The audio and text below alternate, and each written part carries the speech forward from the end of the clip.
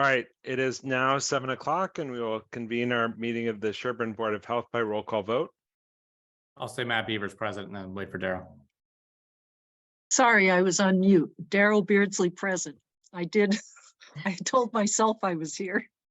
That's all that matters. Yeah. What's on the inside? Lisa present. Matt Vitale present. And then for the, Ellen, I thought we had an agenda item for the less than 24 hours, but I'm not seeing it. Am I? Yeah, I didn't repost the agenda for it. It's just the 2022 Board of Health Annual Report. Perfect. So do I have a motion to amend the agenda with a brief discussion of the 2022 annual report? So moved. Seconded. Hearing no further discussion. Daryl, I. Matt Beavers, aye. Lisa, I. Matt Vitale, aye. So I think we've got our first appointment at 7:10. Do we want to, in terms of the other pieces, I guess, Mark, is Lot B at 0 Hunting Lane something that we can do in 8 minutes, or does that need more time? I was just talking to myself. I believe we can do it in 8 minutes or 7. Perfect. That sounds fabulous. Why don't I pull it up and you can introduce the topic? Sure. It's related to what's known as 0 Hunting Lane, also known as Lot B. This lot was tested, I'd say 13 years ago with a previous testing by a different engineer. And at that time, they did not go any further from that testing. So they brought in a new engineer, Joe Lozano, who works for DGT Associates. And he tested additional areas because he wanted to move the soil absorption area a little bit further down, as you can see. So when he did that, he produced a new septic plan that, as you can see, has the leaching area to the left of the lot, because you do have wetlands, and it did have to go through conservation. And he provided us with these new depots that confirmed what we had from previous test totals, was that the groundwater was not within the first 5 feet of soil, and that's what it adjusted.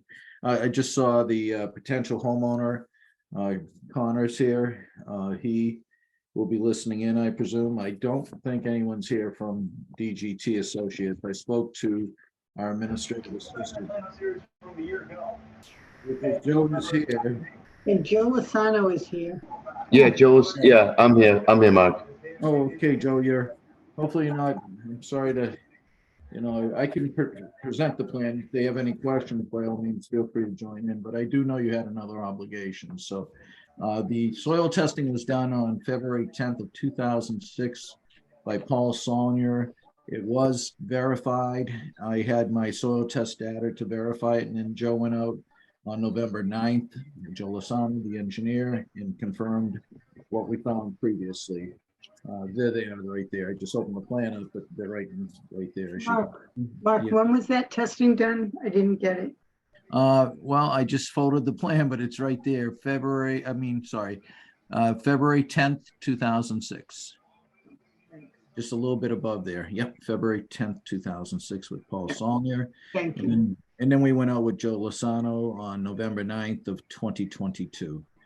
And he confirmed what the previous engineer found and did additional testing for the house as well as for the soil absorption area.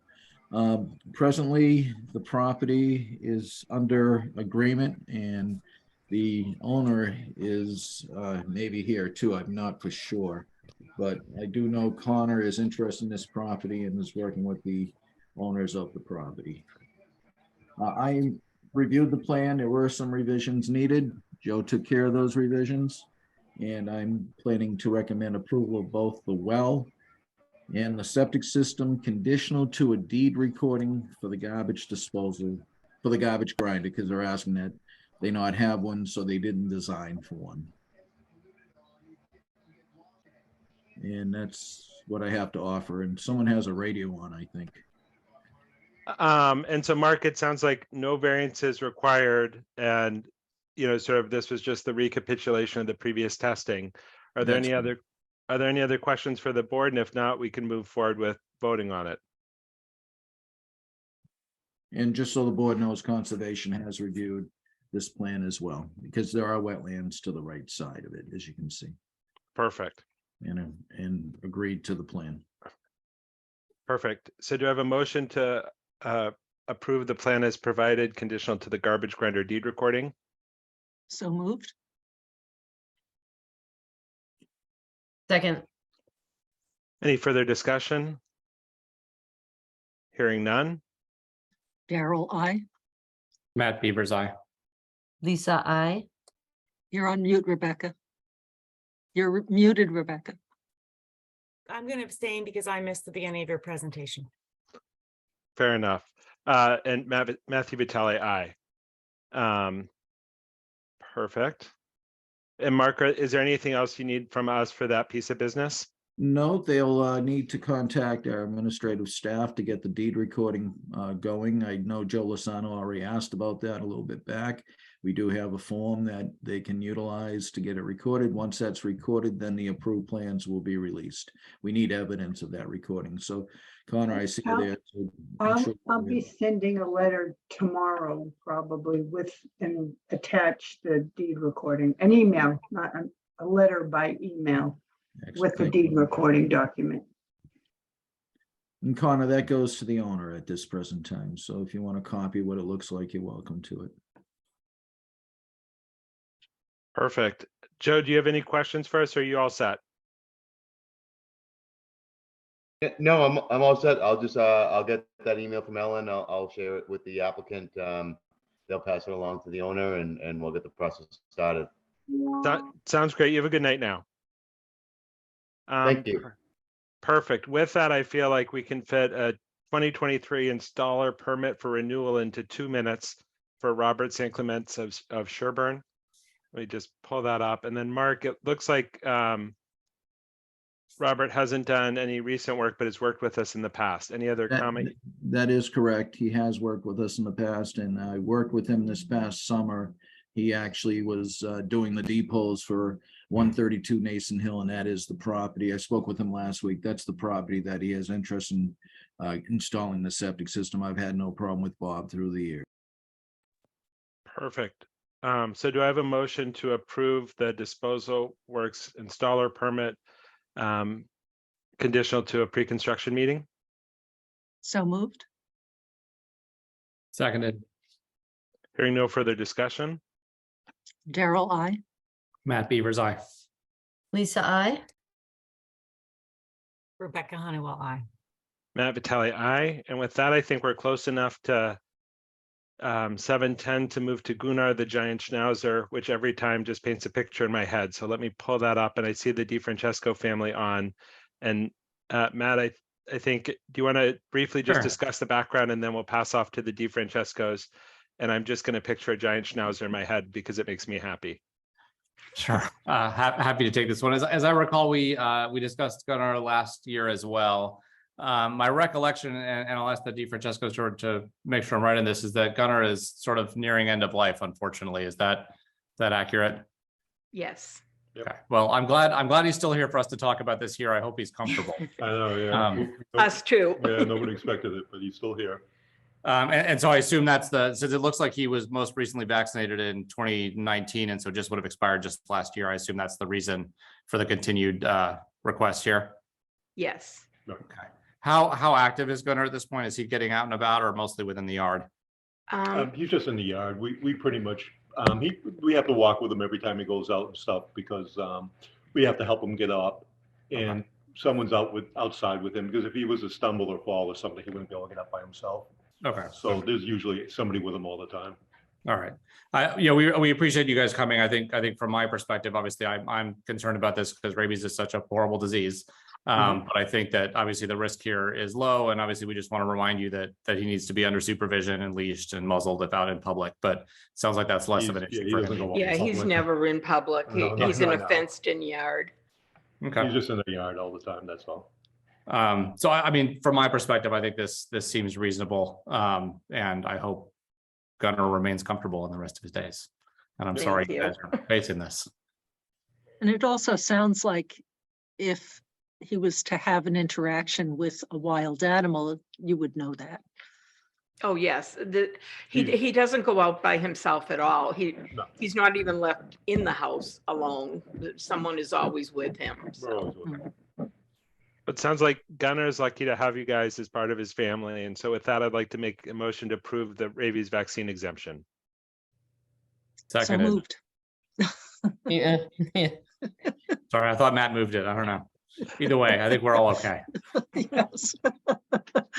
We'll blame it on the electrons. I'm farther away tonight. Perfect. Daryl, you want to fire us off? Yes, absolutely. Daryl, I. Matt Beavers, aye. Lisa, I. Rebecca Honeywell, I. Matt Vitale, aye. Have a good night, guys, and good luck to them. Thanks for Okay, coming. thank you so much. Thank you very much. All right. With that, I think we've got our next appointment at 7:30. So I thought we could try to get through the food permit approvals in minutes. So let's, Ellen, I feel like it's easier to go through the food permits one by one instead of the ones with the sodium recording and those without. Does that sound okay?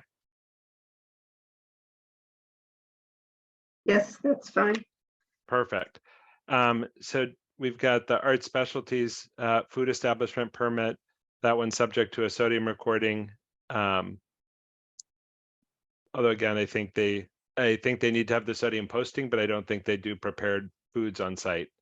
And They sell prepared foods. they sell prepared foods, but they don't. They don't their make it. water's not. Yep, perfect. And then I know that Tom had worked with the applicant and had a couple of small issues that they worked to correct, and sounds like are on track. So with that, I'd make a motion to approve the permit renewal, subject to the sodium posting. Seconded. Oh, Jeff. We could talk now that it's been moved and seconded. Down right there on sewage, doesn't that say public? And it says water source public. Are they on a? No, community? that's, So maybe we can have Tom follow up with those two. I'd imagine they're a public water It's- supply. Oh, go ahead, Yes, Ellen. it's a public water supply, that building. So that's probably what he meant.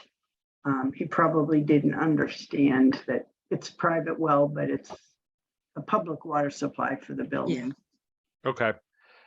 and then the septic though is not public, so maybe So a correction to that, just, and so they know. that sounds perfect. I'd feel fine approving the permit just so they've got a current permit and just Yep, to I ask do that. too. Sound good? Yep. Perfect.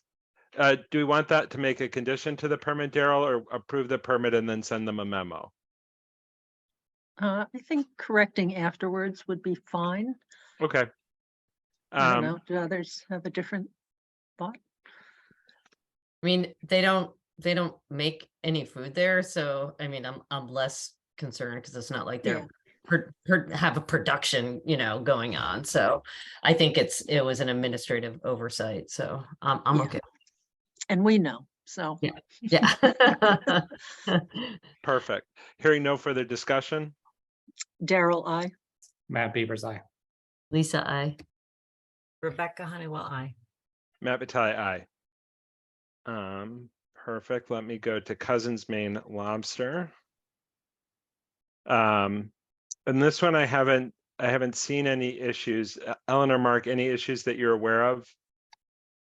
They're a mobile unit, so I know Tom went over everything with them, and so I have approved them in another town, but I have not had any dealings with them in this town. Yeah, and Tom has approved. I'm not putting them on the agenda unless Tom. Beautiful. Who might doubt Tom's approval or the deliciousness of lobster? So with that, do I have a motion to renew the food establishment permit for Cousins Maine Lobster? So moved. moved. Second, Any further discussion? Hearing none. Daryl, I. Matt Beavers, aye. Lisa, I. Rebecca Honeywell, I. Matt Vitale, aye. All right. And with that, we will then go to Jordan Brothers Seafood. And again, I haven't I think they've been in town for a while. They're down at Douse. I haven't seen any issues. Tom has been supportive. So do I have a motion to approve the food establishment permit for Jordan Brothers Seafood? So moved. Second, Any further discussion? Hearing none. Daryl, I. Matt Beavers, aye. Lisa, I. Rebecca Honeywell, I. Matt Vitale, aye. And then Ellen, the sodium of 56, what, I'm trying to remember the threshold for sodium. Is it 50? 20. 20, perfect. 20, yeah. So we're plenty salty. So do I have a motion to approve the food establishment permit for St. Teresa of Lisieux, subject to the sodium posting? So So moved. moved. Second, Any further discussion? Hearing Daryl, none. I. Oops, so Daryl. No, I. you're good. I'm on board. Matt Beavers, aye. Lisa, I. Rebecca Honeywell, I. Matt Vitale, aye. All right, we are at 7:17. We've got our appointment at 7:30. Ellen and Daryl, maybe can we just take a moment, because I will forget it on the agenda at the end, to just talk about the 2022 Board of Health annual report. Okay. I'll do my best. And give me 1 second, and I'm going to just stop screen sharing for a second and pull it up, because I realized I forgot to download it.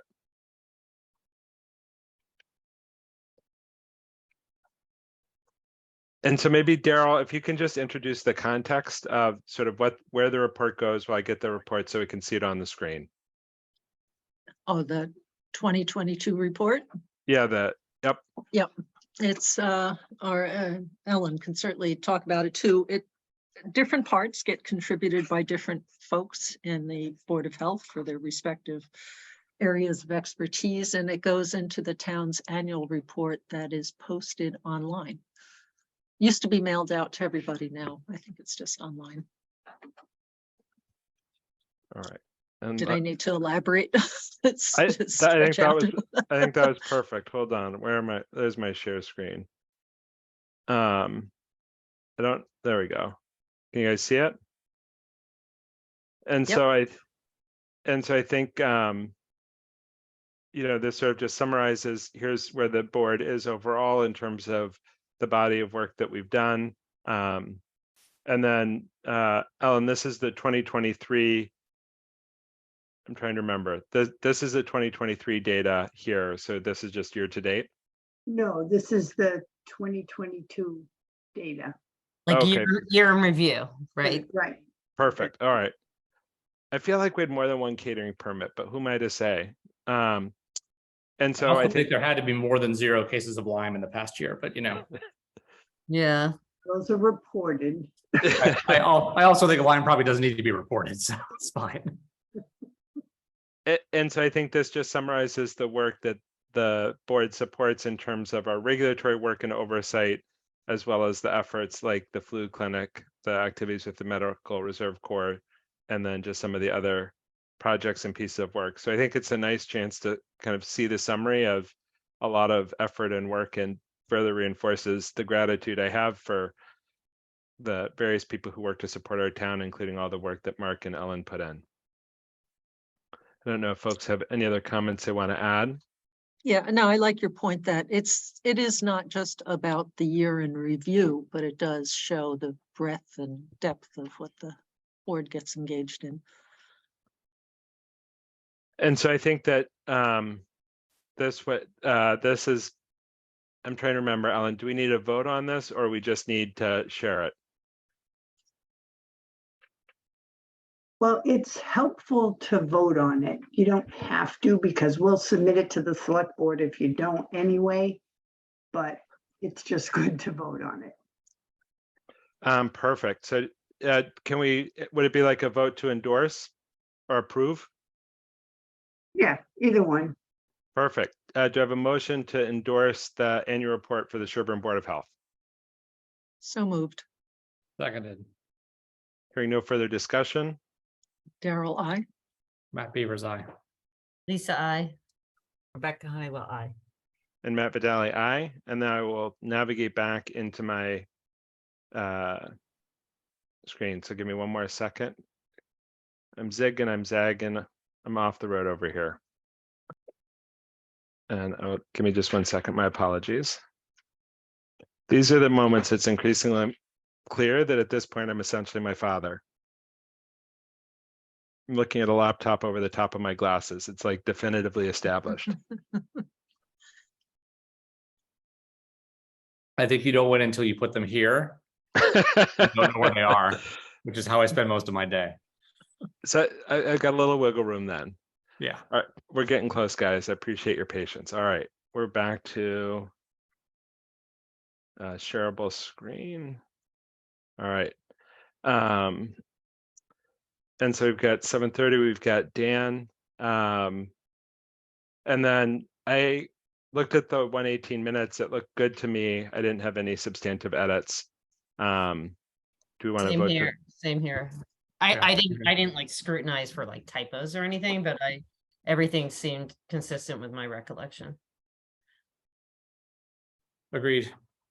Perfect. Do I have a motion to approve the minutes from January 18th? So moved. Second, Hearing no further discussion. Daryl, I. Matt Beavers, aye. Lisa, I. Rebecca Honeywell, I. Matt Vitale, aye. The next one, I think we can probably talk about briefly for the finalized draft regulations for the septic system application procedure and the well application procedure and the discussion with town council. We did get some initial feedback from town council that I think was helpful. We felt like we had a couple of points that we wanted to discuss and clarify. So we're going to meet with Heather, I think early next week, and then we'll recirculate a kind of finalized draft. I think it's mostly, kind of where it is a sequence within the regulations as opposed to real wordsmithing of the content of the regs. And so I think it's a little bit more of an overview piece. So I don't think I think that the language will be very similar to what we had previously discussed, but I do think it's worth kind of fleshing out with council to make sure we fully understand all the issues and can kind of reflect that in the proposed language. And Ellen, I think we've talked about it before, but at least for me, I always benefit from a refresh as we consider both that specific regulatory change, but the sort of suite of things we're talking about. Can you just give us that brief overview of the process and steps that kind of are between point A and point B as we get to the point of posting and how that process unfolds? Okay, well, my recommendation to you would be to get all the changes that you want to make in all the parts, all the different regulations, get them to the absolute final point that you can agree to, and then post them, have them published in the newspaper all at once, because it will be cheaper to do it all at once than to do separate parts. But you can certainly do separate parts if that's what you would prefer. But once it gets to that point, I have to make up a document for publishing, have it posted in the newspaper twice prior to the hearing date. I think the second one has to be at least 2 weeks before the hearing date. I will also prepare another document that is provided to the public, which is a little clearer. It's not as condensed as what goes in the newspaper, and it has a little more explanation to it. So it's pretty much the timeline. It takes a while. It takes me a while to get the two separate documents all ready from whenever you are in agreement with the final regulation. So And so in terms of kind of our sequence of things, I feel like we sort of are at 3 stages right now with the kind of 3 chunks of regulatory change. I think that the plan completeness phase is pretty close to done. There's some stuff we just want to check with town council. And should be able to get that finalized before the 15th, and then can kind of put that on the shelf to wait with the rest. There's the set of well regulations that we'll look at tonight. I think some portions of which I feel like we've discussed those previously, and now it's just kind of that second vetting. And then we've got the section 3 that's a little bit earlier in the process. And it sounds like our goal is to get all 3 of those to the point where we can post and treat en masse. And so I think for us, it's to say, I think we're good enough in the first set that we looked at for the application process. I think our goal for tonight is to get the second set ready for review. And if we can get to the section 3 to get that all the way in, that would certainly be appealing as well. But this doesn't have to be the final perfect everything, because we're sort of getting to the point of getting legal counsel, and we'll get another chance to discuss it before we get to that publication phase, at which point we'll be essentially set. And can just to clarify for me, when is the public comment draft circulated? Is that after we have legal review? I'm sorry. Yep. So I think what I was thinking is that we would get legal review to incorporate that to then kind of bring it back to one more meeting to say, this is what we're doing, then have that be the posted. And then at the public hearing there, I think can be the public discussion as we had when we were doing the cesspool and the vaping regulations. Did I get that right? Yeah, that makes sense. Okay. Yep. Also, we want to get it by the time we go to public hearing. I think, Ellen, I'm not sure. I've always wondered where the line is on how far we could make changes, but I think if we were to come up with any changes as a result of the public hearing, unless they were very minor, we'd have just to repost. Not act. Yeah. Yep.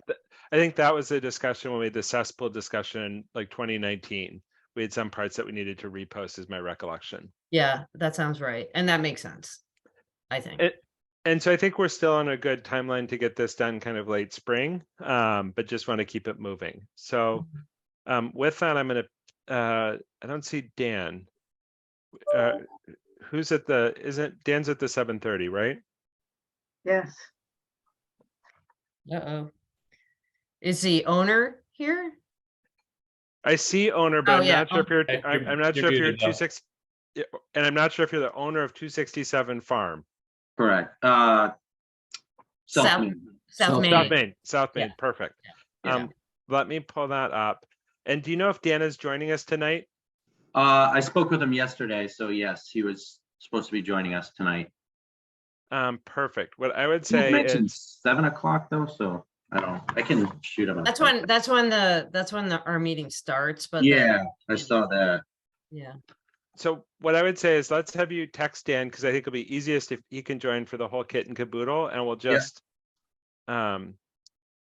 briefly do that until we see him pop into the waiting room. I just texted him. Oh, perfect. Okay, sounds good. And Daryl, I don't know. I feel like the advisory discussion is something we want to be able to just talk about as a freestanding piece, as opposed to something to try to squeeze in. Does that sound right? Yeah, I'd go along with Perfect. Sounds good. I should have saved a food permit. I could have got us like 3 minutes of filling silences. that. Would it be worth having, I mean, I don't want to interrupt what Dan would do. Have Mark give us some overview, or? I would say let's give Dan another minute, because I feel like Yeah. what my grandmother would say is a stitch in time saves 9. And if we start, we'll then just go back and Yeah, I just have his landline, so I sent him an email as well. this feels like time at a red light in the early morning, where you're like, it's like extra slow, because you're like, I wonder if it's going to turn green. Do I really need to sit here? Nobody can see me. I mean, maybe somebody can see me. Is that a traffic camera? I think that's a traffic camera. Okay, I'm going to wait at the red light. Is it too early to talk about the agenda for next time? That's our only. That's what I was just saying. I love it. February 15th. So I would love to continue the discussion on all three listed regulatory revisions, because I think we should have the town council follow up for the first sections, and if we can get the other two to town council, we may have feedback on those as well.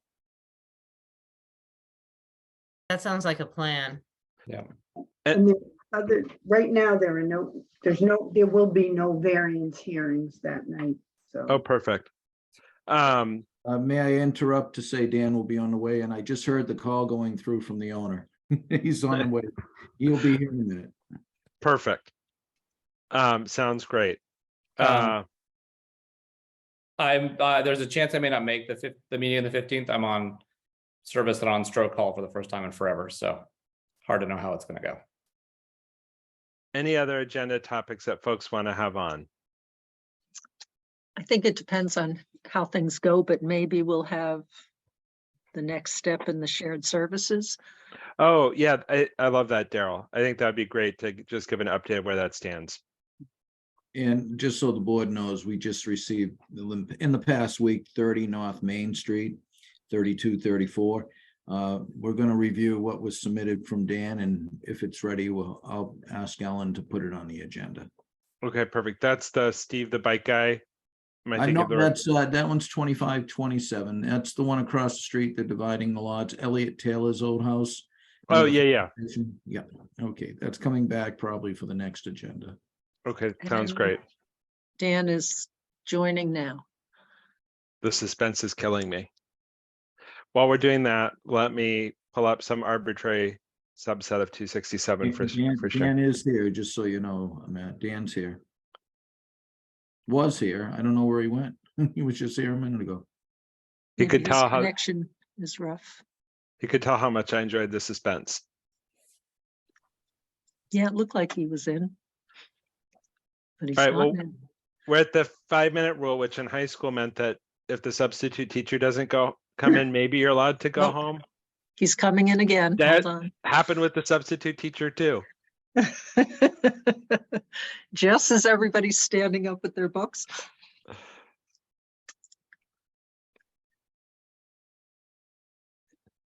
There he is. Hey, Dan. Oh, but you're on mute. We're so excited. So close. Dan, it's good to see Now you. I made it. There we go. So we were like, we cannot start this party without Dan. So we'd love if you would just kind of give us an overview about the conversation you're hoping we can have with you and the owner tonight. Sure, we sent over some floor plans that the homeowners would like to do for an addition off their existing house. The existing house is a 4-bedroom house based on an approved design plan. And they are adding at least one more bedroom. But we wanted to have you review it to make sure if it was 5 bedrooms or 6 bedrooms. And then we also wanted to talk about adding a single bathroom, a half bath in the barn, which is a separate building. Perfect. So what, Dan, I think I've got the right plans on the screen. Do these look right to you? Yes, they do. And so we've got an existing 4-bedroom system. And then is this also the property we saw the soil testing on? Mark has reviewed the soil testing, yes. Okay, Yeah. perfect. So what I would say is, at least for me, when I did my count, on the upstairs, I see kind of 5 bedrooms as rooms on the 2nd floor. I think for me, at least as this plan is laid out, this looks like it's got a bathtub off the home office. So for me, that would take it to 6 bedrooms in the plans as laid out. Not by room count, but by 2nd floor Function. and full bathroom. Yeah. Was that where others landed with this? What- Is Can I ask a question before we even do this? So the barn has rooms too. Is that on the same septic? Well, the barn doesn't have any plumbing at all now. It's just an outbuilding. With the owners, the owner has an office out there, but he would like to add a half bath. Right. So that's why I'm saying, like, I don't think we can consider that separately because it would need to all be on the same septic, right? Yeah, it would be all in the same septic, exactly. Right. So don't, And, Yeah. so it sounds like, Lisa, if we've got 10 in the main house and we're talking about adding space on the barn, then it's sort of, then it would be either, would it be 11? Actually, let me see. Let me get the barn. Is it basically one room on the first floor of the barn and then 2 rooms on the second? So that would be 3 more? Although That first floor is unfinished. yeah, The the first first, Is floor it is gonna just a stay that workshop. way? Where are you putting the bathroom? They would like to put it on the first floor Yeah, to figured. be Okay. adjacent to the workshop. Yeah, but so to keep things from freezing in the bathroom, that's gonna have to be finished. so The Correct. bathroom will have to be heated, yeah. Right, so I'm just saying, like, we can't look at the house, Matt, yeah, in yeah. isolation of this, so to me, this is, yeah, so what was the proposal for the septic? I think that we don't have a proposal yet because Oh, they okay. want to see what number we're landing at. So it Yeah, sounds we're like, trying to figure out what the design criteria is gonna be. so Okay. it sounds like for us on the house, everybody's at 10. And at least with the houses laid out, we land at 6 bedrooms because we've got the 5 rooms here on the second floor that I've got on the screen. And then we've got a full bathroom off the office. Mhm. And so we'd say that's 6 bedrooms, 10 rooms. So if they were building if they put in 13 rooms and had 3 in the barn, we'd be at still a 6-bedroom system, but none of the rooms in the barn could be a bedroom, or the full bath or 3/4 bath would have to come out of the home office. That was sort of where I was landing. I'm also a little uneasy about the room that has a second floor. Second floor. There are 2 doors entering into, wait, 1, 2, 3, 5. But they're Okay. counting all those as bedrooms. Yeah, they're counting them. No, and yep, never mind. So, but I guess, Matt, I'm confused. So if it was 6, if we do the 5 bedrooms and then that office with the full bath, right, as it stands now, we're at 6. So are you saying the 3 more, even with the addition of the half bath, it's not gonna tip them over? So I any- think I think for me, if all we have is rooms, right? Like if we could come up and say none of these meet a bedroom criteria, either due to the structure of the bathroom or depending on our discussion of the second floor in the barn, then you get to 13, and 13 rooms is compliant. I don't mean to imply by that that the barn is necessarily compliant, because I think understanding what the workshop space looks like, and is this analogous to space above a garage like we've done some other bonus rooms, or is there a concern that we've got a space that's sort of functioning more independently? For me, where I landed is like if the barn's a separate building, then that has no full bathroom, that makes it feel a little bit easier to treat it more like we did like the Just like more the rooms. yeah, More- like the Mhm. conversation we had for Bullard Street with the downstairs being unfinished, or the downstairs that was like a workshop area that was like a heated garage but not finished, and there was the upstairs space, and I think that one was about as gray as I'd be I think enthusiastic about. this will be grayer because they'll have to finish the first So- floor, and the second floor clearly already is finished. So I think this is even grayer. Can I just ask a question? Because I will first say I've actually been in this space. Hi, Yeah. Patrick. And is that first floor is a garage effectively? Is your intention to keep it that way? You have garage My door intention is to keep equipment in it there. that way. I mean, currently, the main, we also have a pool on the property. So like use of a bathroom has been kind of one of the main issues. And our thought was like, it'd be nice just to send somebody over to the barn, which is located closer to the pool, to use a bathroom of some sort. But like, just to clarify, there is heat down there. Currently, it's got modine heaters running off propane. So I don't know what you mean by like up in the top. Well, you can't really see it in this photo, but almost like a, I don't know, like a garage heater where it's a modine heater that heats the space down there. Right, but so what would be the plan if you're putting in a half bath? How could you do that with the current sort of setup?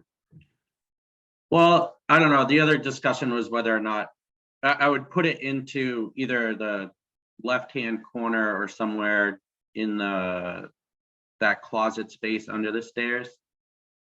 There's a potential for doing it. Obviously, I need to excavate and run the plumbing underneath the slab and all that just to tie in. Right, need that and you measured would need to have a heat source. There currently is a heat source. In that, even in that little area underneath. That's correct. That space is heated. And so you think Dan and your plumber would think that would be enough, sufficient as is to fully heat the bathroom and prevent any, pipes from freezing, etc.? Yeah, I mean, the barn itself, when constructed, was insulated. Under the slab, the walls are insulated. So, as far as I'm concerned, like, I maintain a heat usually out there currently, just for comfort levels, around 50. Mm-hmm. But that sometimes I also turn it off. But obviously, if I have plumbing out there, I would run the heat more consistently. Yeah, I guess so. What's our cutoff for finished versus unfinished? So for me, if I picture, and again, I'm sorry, owner, I didn't catch your name, and I feel weird just keep calling you owner. Patrick. By Hi, the way. Patrick. Yeah, no problem. No, I was like, it just feels very, very third persony. So for me, like, I guess my gut check is, if workshop look like, I'm picturing, and again, I don't mean to diminish the space at all, but I'm picturing kind of gas station where you're like, I've got this space that still has concrete floors and still looks 100% like a garage.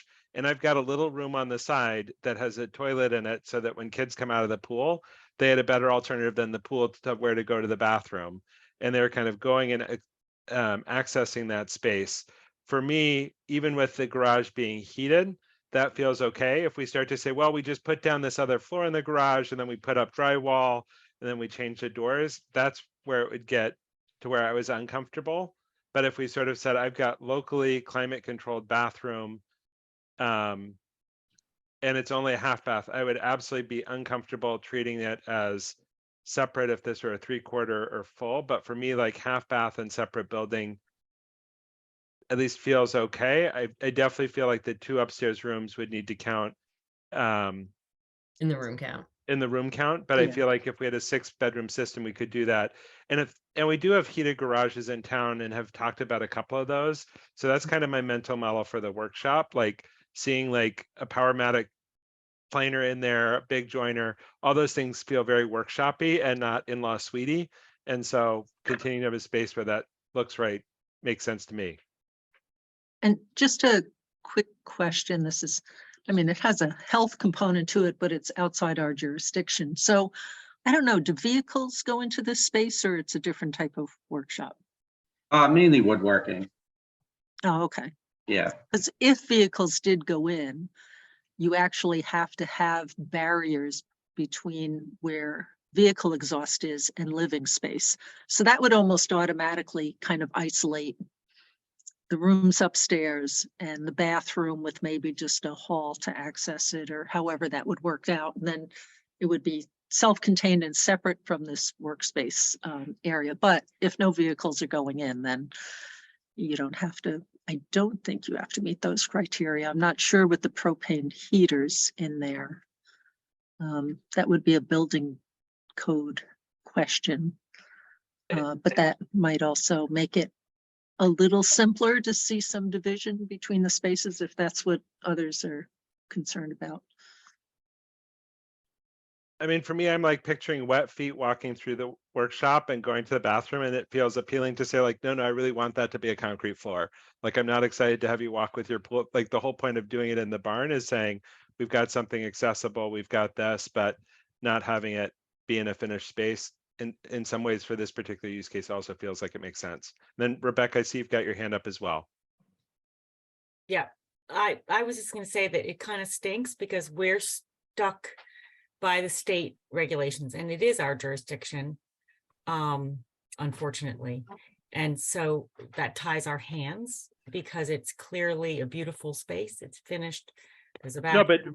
but Rebecca, they may be able to just build a bigger system. I think they're trying to Yeah. figure out, Yeah. is Dan building No, a I'm just saying that- 5-bedroom or a 6 or? What I was saying is I wish I could say that I don't think it looks so clearly like a potential future bedroom for the next owner, you know. You mean the or first some floor? other- Yeah, what? You mean the first floor of the garage? I'm talking about the office where the bathroom will be installed. I think the The bathroom's on a going different the first floor. and by the workshop. Yeah, I I was think- planning on putting Oh, that. she's talking about in the main house? Oh, yeah, that's definitely a Yeah. bedroom. Yeah, no yeah, question. no, that's Yeah, 100% that's a a bedroom, bedroom. no question. Yeah, yeah. So even if we count these 3 as rooms, as long as it maintains its unfinished sort of patina, right, on the first floor, and it's limited to a half bath, I think what we're saying is it just brings the room count to 13. And we could just ensure also with a deed recording that none of the rooms in the barn could be converted into bedrooms. Is that sort of what I'm understanding? I think that's where I'm landing. And for me, the piece just to flag for Patrick is the workshop being like really workshoppy. I think actually is a really key feature, at least for me, being comfortable, because it lets us sort of apply the same standard we do to some of the kind of disconnected bonus spaces that people have above garages, because it sort of says you can't access this from the rest of the house.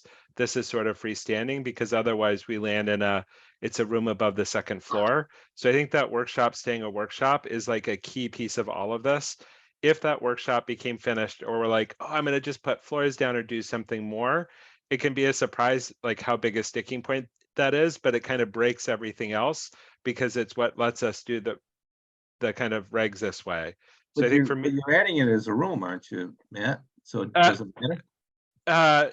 it would matter to me because now, well, I guess if we Yeah, get to it's still not 13, connected to the main house and there's no full Yeah. bathroom out there. yeah, I guess for me, it makes it easier for the second floor rooms, but no, I think you're right, Dan, because we're at 13 either way. I still I feel think- better though. Okay. I think for me, I was at 12. Yeah. I wasn't counting the workshop because it's really unfinished space. But I think either way, it doesn't matter. It's a 6-bedroom system. Exactly. So whether it's 6.5, which rounds down to 6. Yeah, Yeah. Can So I ask a I- question? If that half bath was moved to the second floor of the barn, would that change anybody's opinion? no, I think you need a 6. I don't I see. think it's any- a 6 no matter what. Yeah, you need a 6. I think I for me, count. Oh, go ahead. I was gonna say, for me, the 6 comes from the full bathroom off the office. Like that's the 6-bedroom to me, because so if that were a half bath, then I think that's where having the second floor. No, but we'd still be at 12. Because I think you're still at 12, yeah. No, I was wondering if the bathroom was on the second floor of the barn, whether that would become automatically a bedroom and we'd bump up to 7. Yes. Not if it's a wouldn't- half bath. Not if it's a half bath. Okay, all right, But it would feel dicier, Dan, to me. all right. Yeah, Just so the It's board a little bit knows. of less of an issue now than it was 2 weeks ago when we submitted these. We were originally asking for a waiver on the 125-foot offset to wetlands. So we would have been limited to just a +1. So we would have been stuck at just 5 bedrooms. But we worked with the owner on revising the driveway layout a little bit and shifted the system to get that 125-foot offset. So we can go up to a 6-bedroom without asking for any variances from the Sherborn regs. Well, that Okay, would be was- good. Yeah, that was my question, Dan. Yeah. I know you had proposed to me that you needed a waiver, but if you don't need a waiver, that's a whole different story. That's great. I feel better Thank you. already. and I guess it sounds like I was off by one of my mental math. I just want to make sure we give Patrick clear punchlines. It sounds like the workshop, in terms of the board, the workshop space, we're counting as a room in the most conservative estimate of like, how many rooms is this relative to the size? I think for me, the only piece is the question of if it's on, the rooms above the second floor is part of where the workshop feels tricky in terms of not counting those as bedrooms. The part that makes it feel comfortable is it's a building that doesn't have a full bathroom in it. Because I just want to give clarity about, is there flexibility in the workshop, or is that part of what this hinges on? And so for me, I think the absence of a full bathroom, I could get there, but would love a sense from others. I'm comfortable with it if it stays as is and it's limited to a half bath. Okay, With a 6-bedroom system with no variances. okay, Yep. okay, sounds good. And then Rebecca, I see you've got your hand up. Oh, sorry, I didn't lower it from before. Oh, perfect. I might as well take this chance to thank the homeowner for making the effort to alter your plans. Oh, yeah, no problem. I Mhm. felt like it was part of our discussion from the get-go too, in regards to keeping that open as an option, so. Perfect. Dan, is there any other guidance we can provide tonight as you guys do your next steps in this process? One question, just for my own edification, a half bath is a toilet and a sink, right? Yeah, Okay, Yeah, and I'm fine with that. That's really about the toilet. Washing your hands. from a public health standpoint, we're wildly enthusiastic about that as an accessible option for pool users. That sounds great. Well, we'll look forward to kind of seeing the next steps. in The this. only other thing that Dan and I discussed, and if the approval, does this all need to be executed at one time? I think that's probably a Mark question. Okay, So, yeah, you would need to have the septic system installed before you could do any construction. yeah, I understand that point. I guess what I'm saying is like the way that Dan and I talked about possibly, like, I'd like the fact that it's approved that I can do it. It's just how soon do I need to execute that portion of the barn and tying Oh. it in? That's all. Does that make sense? Yeah, so let me restate your question to make sure I understand. I think you're saying, I love having the approval. If I get a 6-bedroom system, how fast do I have to do these things to have the green light? And I think what we would say is from a Board of Health standpoint, like that's like a building permit question, not a board question. Because we'd say, hey, you've got six bedrooms, you've got a plan, you can install that system.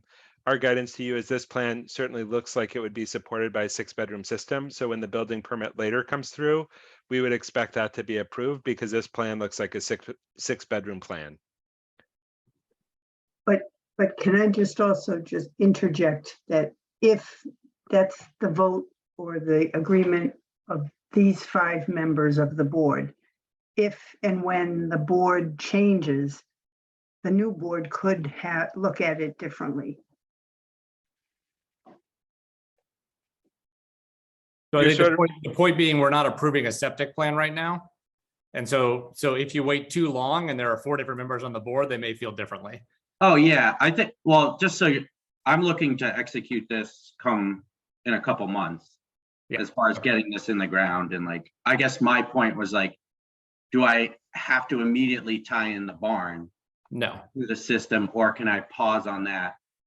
Yeah, you could do the septic first and say, That's hey, all I'm I've now asking. recovered from this and the Correct. like life sense, and then I did the barn later. Yes, I think Because it's not, as far as my list of priorities in terms of cost and actually executing the build, there's expense into that too. So that's all I'm trying to like, I think for us, the key is that the septic has to come first. And then yes, if your septic is too big for what you have, that's fine, right? Okay. So very good. Thank you. the barn is kind of separated from the house, so it will have its own septic tank. So it's, Yes. there's some expense to build that, so he'd like to push that off a little bit. so that I think that's a slightly different question than I guess that's part of the question mark. Can you install part of the system and then do the septic tank for the barn later? How do you handle that for a system that's sort Sure. of That's a midstream? possibility. The plan should come in to show both connections, though. The other thing that may happen after 3 years or 2 years of use of the septic system, if you have not yet tied in, we always hope that the septic system is still in good working order. You may have to do a Title V inspection just to prove it. Okay. Gotcha. Any other questions for you guys? I'm good. No, All right, If Good Dan's luck. good, I'm good. perfect. Have a good night, guys. All right, thank you very much. All right, bye-bye. Bye. All right, I think we're now into the regulation section. I thought we could do section 2, regulation 2 first, because that seemed a little bit more grammatical, and then finish out with the regulation 3. Does that sound like the right sequence to folks? Sure. It's the order of the agenda, so perfect. I love it. Let me just get those pulled up. And I can't remember who owns regulation 2.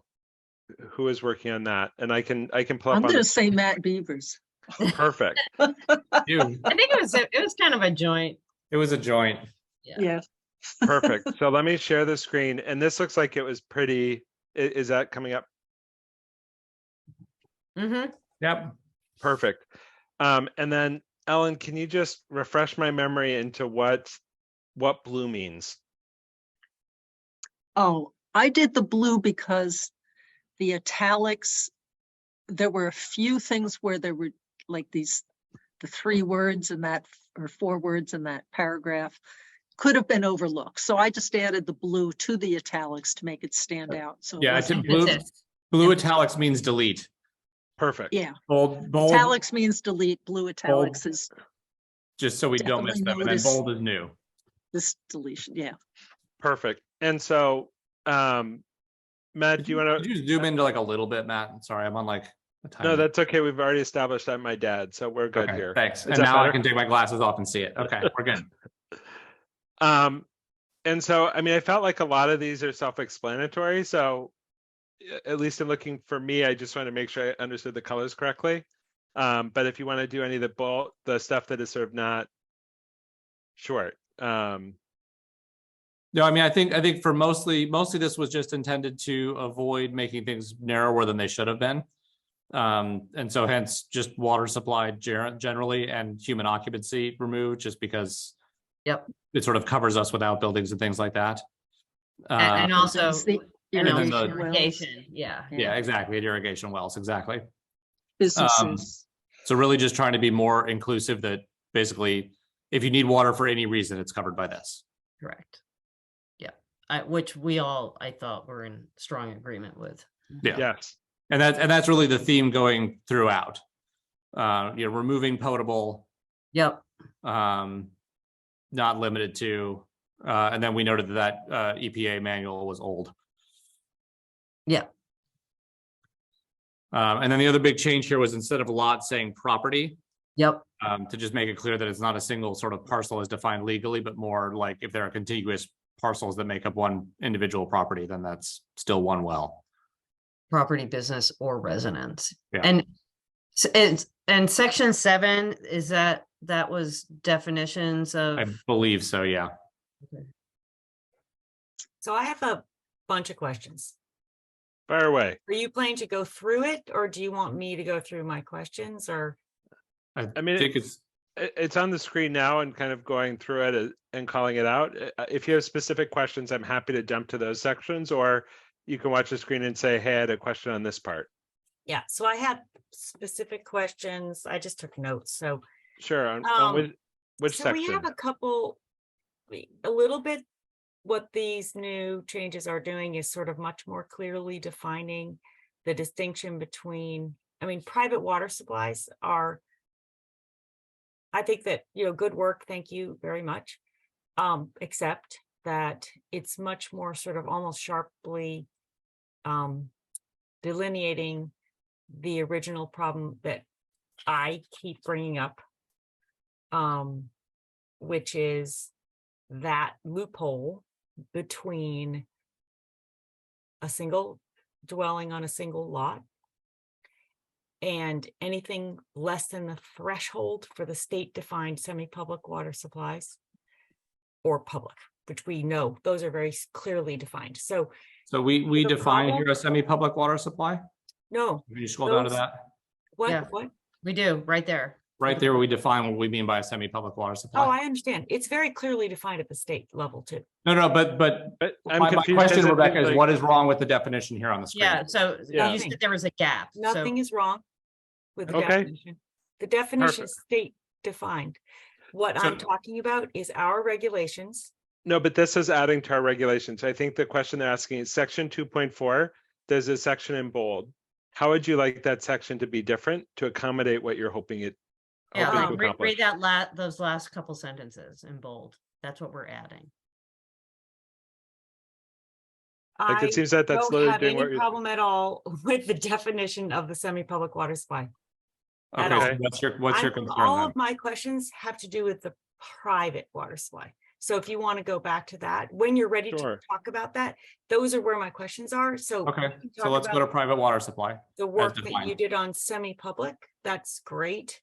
Okay, But that's also right clearly here is defined. private. So what's the concern there? Yeah, so there are a couple, and I just have questions for our board to discuss. And that is the state very clearly defines semi-public and public, and private is anything less than that. And our regs are very clearly applying to a single house on a single lot. But a couple town meetings ago, we passed bylaws that allowed apartments. We already have apartments anyway, and we have multiple areas where there are shared wells that fall below both our proposed definition of a semi-public water supply and the state definition of a semi-public water supply. How do you these explain fall that? below our definition Yeah, of a semi-public water because supply? this seems to me, when I read this, and maybe I'm not understanding you, Rebecca, but basically this is saying a semi-public is anything more than a single family, but clearly not a state regulated public. So where's the gap between? So that's the question that I have, because in 7.0, you have down here, it says, actually, where is it? Sorry, it might be. 7.0, which was referenced only for the single lot, right? That's where Right. that was referenced. And you talk about, as defined under section, where is it? I gotta find it. So are you saying that in our new regulations, anything beyond one, so that would include those apartments, but less than the state Public. defined semi-public water supply? Less than the state defined public water supply. No, less than the state. Yeah, so- Semi-public. No, is no. No, public. We cannot apply our regs to a public water supply. unless Rebecca, it's a threshold. Rebecca, not. I'm honestly at a loss. So I just need you to pause for a second. So we have three categories that are encompassed. We have a single Yeah. house, which is private and which is defined. Yeah. We have semi-public, which is anything bigger than one house and smaller than public water supply. And we have public water supply, which we're providing no regulation to because the state provides it. Right, exactly. So I want to clarify that, because at the state definition, so that's great. So that was my first question. Okay. And I want to make sure, because later on you refer to it, and of course it has to do with the number of wells. And So it sounds like you feel good with section 2.4, so I can kind of move down through yes, there. as long as I'm interpreting it correctly, that that we are saying as a Board of Health that anything more than one, but I mean, under the state's definition of semi-public. No, that's not what we're saying. No, we said. Let me just, because I wrote this, I just want to say it. Yeah, So anything more than one, but less than a public water supply, we are defining as a semi-public. okay. Does that make sense? So that the we're saying the state same definition thing. of semi-public doesn't play in here at all. Yeah, so just read it, Rebecca. I think it As is long as I'm interpreting it correctly, that is what I wanted to clarify. So thank you. Perfect. Okay. Perfect. And so, Why don't we just go through in order so we aren't jumping around then? And then Rebecca, next time you have a question, let us know. But I think we're covered through 2.4 Yep. at least at this point. yep, perfect. We're up to driveways. And I think that's covered in the planning board regulation and resolving some differences between different regulations to get alignment. Yep. I like that. I think we- that looks good. We took gender bias out, which is great. We added decontamination or disinfection of wells shall only be by a certified Yep. well driller, which We talked we've about this. discussed We talked about it. extensively. Yep. I have and- a section on Oh. question on 2.7. Okay, It says it defines the traveled way, but it doesn't include, talks about pavement. So we have a couple dirt roads in town. So- Do we need to just add a word, like a phrase that includes the dirt roads? I don't think so. I think, you know, there's bituminous pavement, there's other kinds. I think pavement, you know, we could ask the building inspector or town council, but I could believe that it could be compacted gravel. So, Yeah, I mean, I just know that we have a couple dirt roads in town that don't have pavement, so didn't know if, you know, what do we do behind I the think- Douse apple orchards I on, think, I yeah, forgot the I name of still that think that's road considered that paved connects to because it's Hunting compacted Lane. gravel. Yeah. And also, I think- and a right of way just says a strip of land, a path or route that may be lawfully used, so that. Yep. Yeah, but That- it has, that it covers just our everything. definition omits a Perfect. dirt road, and so I just thought, just a detail that I was wondering if we need to put one word in that would include that. I don't think so. And then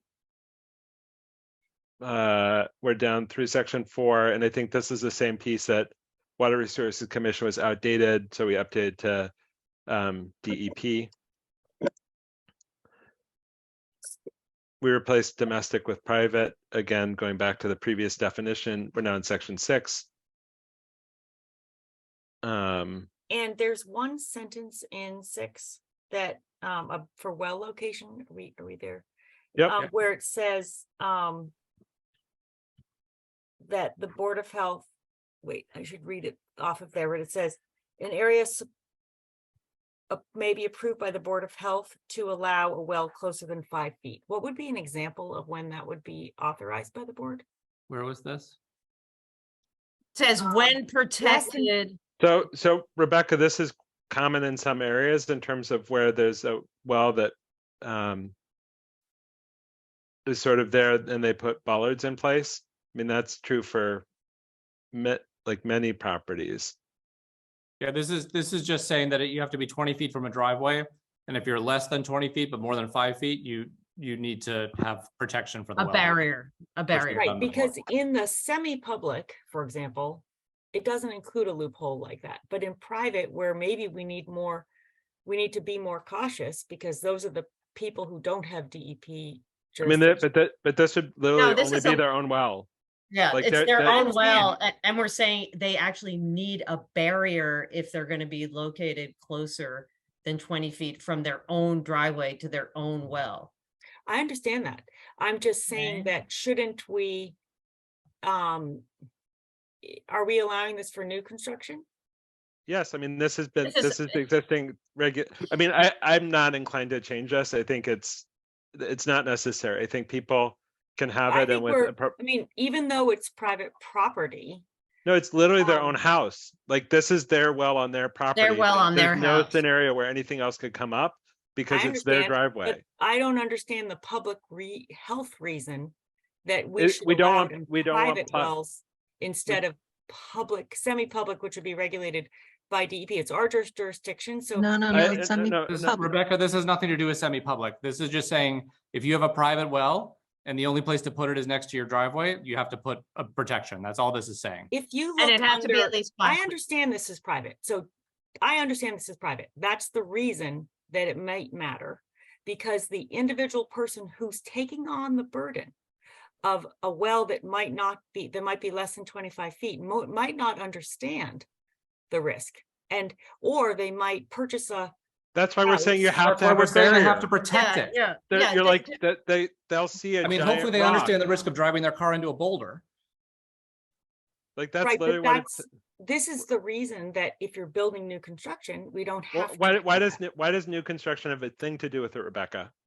Because a developer could build 5 houses that have maybe protection, but who knows? Maybe we're wrong. Maybe it won't be Rebecca, good enough. Rebecca, And what does this then- have to do with the developer? This is saying a single well serving a single property has to be protected if it's too close to the driveway. I Is your understand. suggestion, And is your then they suggestion that we, sell the I just, property, Rebecca, and the let me next finish. person doesn't know any let me, better. Rebecca, let me finish. Are you proposing that we not allow any well less than 20 feet? If that what we you're have in proposing? our regulations under semi-public, under the state, Rebecca, you said That this is is not a the question no. I just asked. Yeah. The yes, I question I am. just asked is, I are think you under private proposing? wells for new construction, it should be I- equivalent or more stringent than semi-public and public water supply. I'm not going to No. support making a private water supply meet the requirements for a public water supply. But that's what the state recommendations for the- private you- well regs includes. No. So No. I'm not going, so I totally hear that that's what you'd like to do. I'm not inclined to do that because I think it's an undue burden. And I think it's important to say new, like if we're saying new construction, like again, the intent of this is literally to say, if somebody doesn't know that their well is there, they could have a problem. This will make sure that that scenario doesn't arise, because if your well is within the distance that your plow truck could hit the well, you need to have a barrier there to protect it. I'm not inclined to add anything else, and this is not a part of the regulation that's changing. I also think it's not appropriate to sort of say, well, a new developer has to do, a new property development has to do this, but somebody else gets to do that. Like, I don't No, think that's how the That's my regulation should be point. written. Under all the other categories in our regulations, we require 25 feet. But under private All wells, the other, this is it. What other? semi-public and public, semi-public and public, the No, state public isn't, regulations. we don't regulate public, Rebecca, at I all. understand, So but our scroll down. regulations. So scroll in down. our- In the So is regulations. your concern this, Rebecca, that a semi-public water supply must have a 125-foot radius, a protected area? Is that what you're proposing for all private wells as well? Because every well in town will be out of compliance. Yeah, No. no, and Talking that's a about completely different issue. 25 feet between So- a driveway and a well at new Okay, so construction. I think we can vote on that, but I think we're all gonna say we don't think that's necessary. Okay, let's So that's vote, fine. because I don't But really. this wanna- is our jurisdiction and we're talking. No, about no, public no, health. Let's just vote on it. So I would make a motion that we maintain the existing regulation to allow protection for wells that are left between 5 feet and 20 feet from a driveway, allowing people to construct them as long as they're protected appropriately. So moved. Second, Hearing no further discussion. Daryl, I. Matt Beaver's aye. Lisa, I. Rebecca Honeywell, nay. Matt Vitale, aye. Okay, Okay, Could I just That'll- mention one thing about the wells? sure. In the section, as I was reading it, to me, these well regulations, when it says well, no well shall, to me, that applies to either the single family home on a single lot or anything that is a semi-public for the time being, because we only have a few distinctions then down below about some setbacks. So, and added in this extra G for semi-public to mirror, not entirely, but a little closer to what the state does for public wells, public water supplies. So, Yeah, and having a agreed. greater I think protection that's sort because of the you're goal. serving more Yeah, people. Yeah. I agree with that reading as well. Okay. So the only place, so semi-public and private both have the same requirements to be located 20 feet from a driveway. And if it's between 5 and 20, then they have to put a barrier that would prevent any, sort of running Yeah. into the well. So I read it that. And, being said- and we might evolve This over does- time the- to add the more state things for definition does semi-public. Not allow a barrier for less than 25. It says But there- no less than 25. So It says why are we 20, allowing it to but- be No, less? No, the stringent? state, that's a public well. The state doesn't regulate private wells, Rebecca. Right, we regulate it. So why are we being less stringent for Oh my private God. wells? Rebecca, what? This what has been section are voted you on talking and about? done. Let's just move on. But we, No, the Board of Health, are Rebecca, you can, endangering you can. public no. health. We, the Board of Health, are How agreeing we're not to put people endangering at it. risk. What's the So- risk if there's a Rebecca, barrier? I mean, literally what you're saying is that we think that there's a risk that if you put a boulder in front of a well, that someone's health is at risk if they drive their car into that boulder and knock the boulder over onto the well. I mean, that's really the situation we're talking about here. to be If it clear. were safe, the state would include it in the regs that. No, the state doesn't regulate doesn't private regulate wells. private It's I apples understand and that, apples. but. We're but done. the- I'm tabling That's this. why. We are need to be tabling this. No, cautious. we are tabling this topic. This has been discussed. Brian, we will get to you. We're not going to get to you until we're done with this section. But I do see your hand. Rebecca, we're done discussing this. It has been voted on. It's fine to disagree. You had I a vote. disagree. I respectfully No, disagree. I From don't know a that I would public call health it. perspective, what I care about Rebecca, is stop. private Stop. individual rights, Rebecca. and property values and public health. Rebecca, I need you to stop. I think that we had a vote. You You don't do like not that. need to be disrespectful to me. I understand we had a vote. I cooperated. Why are you putting me down? Why are we still Stop. talking about it? I'm Let's not just putting move you on. down. You are.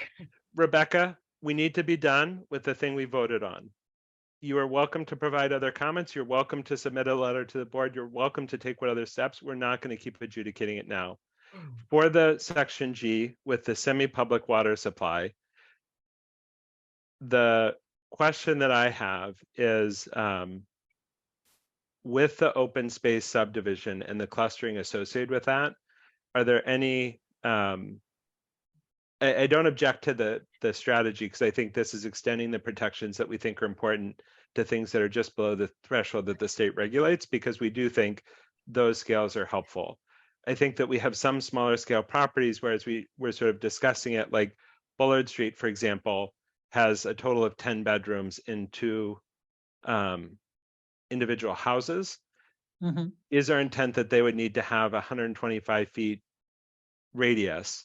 And I'm okay with that intent to sort of say, hey, that's what we think, but that's a part, like some of the specifics, either with the cluster development or the compound lots or the compound properties felt tricky to me. I'm not sure that it's an issue, but just want to understand how you guys thought about that as you're putting this together. I'll say so.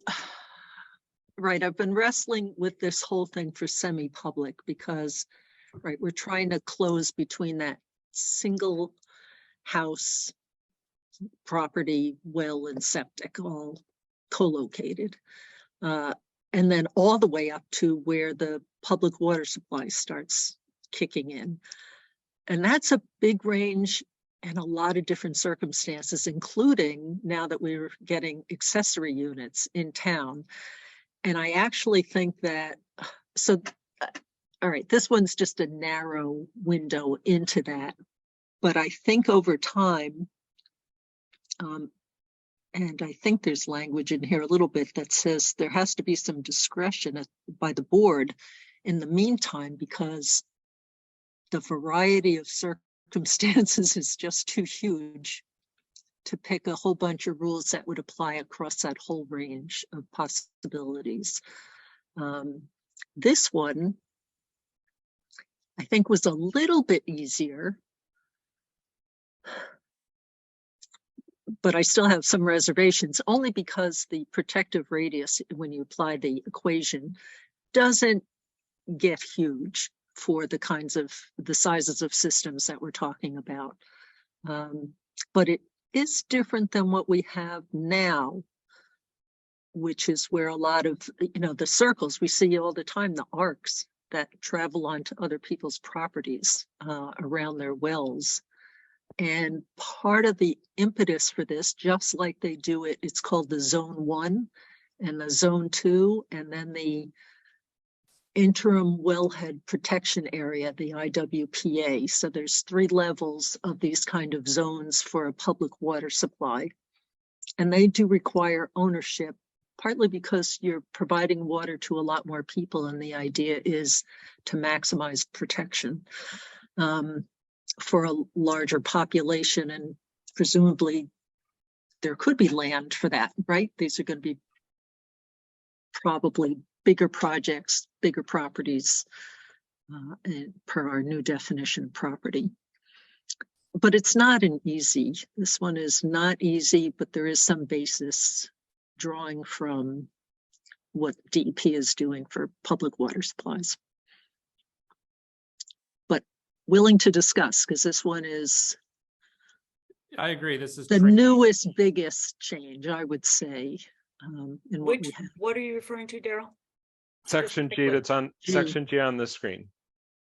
So I think this is tricky in that I see your point, Matt. Like, we don't want to be over. I mean, I think we need to be conservative sort of enough, but not punitive for sort of these smaller edge cases that may fall in, right? Where it becomes difficult to Right. locate on your property if you're considering an accessory unit.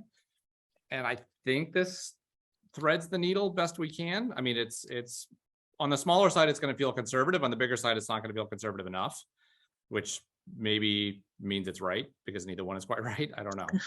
I wonder if it would be helpful to get planning board feedback on this, because I think the sentiment is right, which is that it's not that there's zero risk up to the public water supply threshold and then there's risk. It's really that the larger there is, the more public water supply like it is, and we want to provide protection to that. And so I think it would be interesting to just sort of like, to me in my head, like I'm just imagining this radius. So it's kind of hard to do it in a vacuum.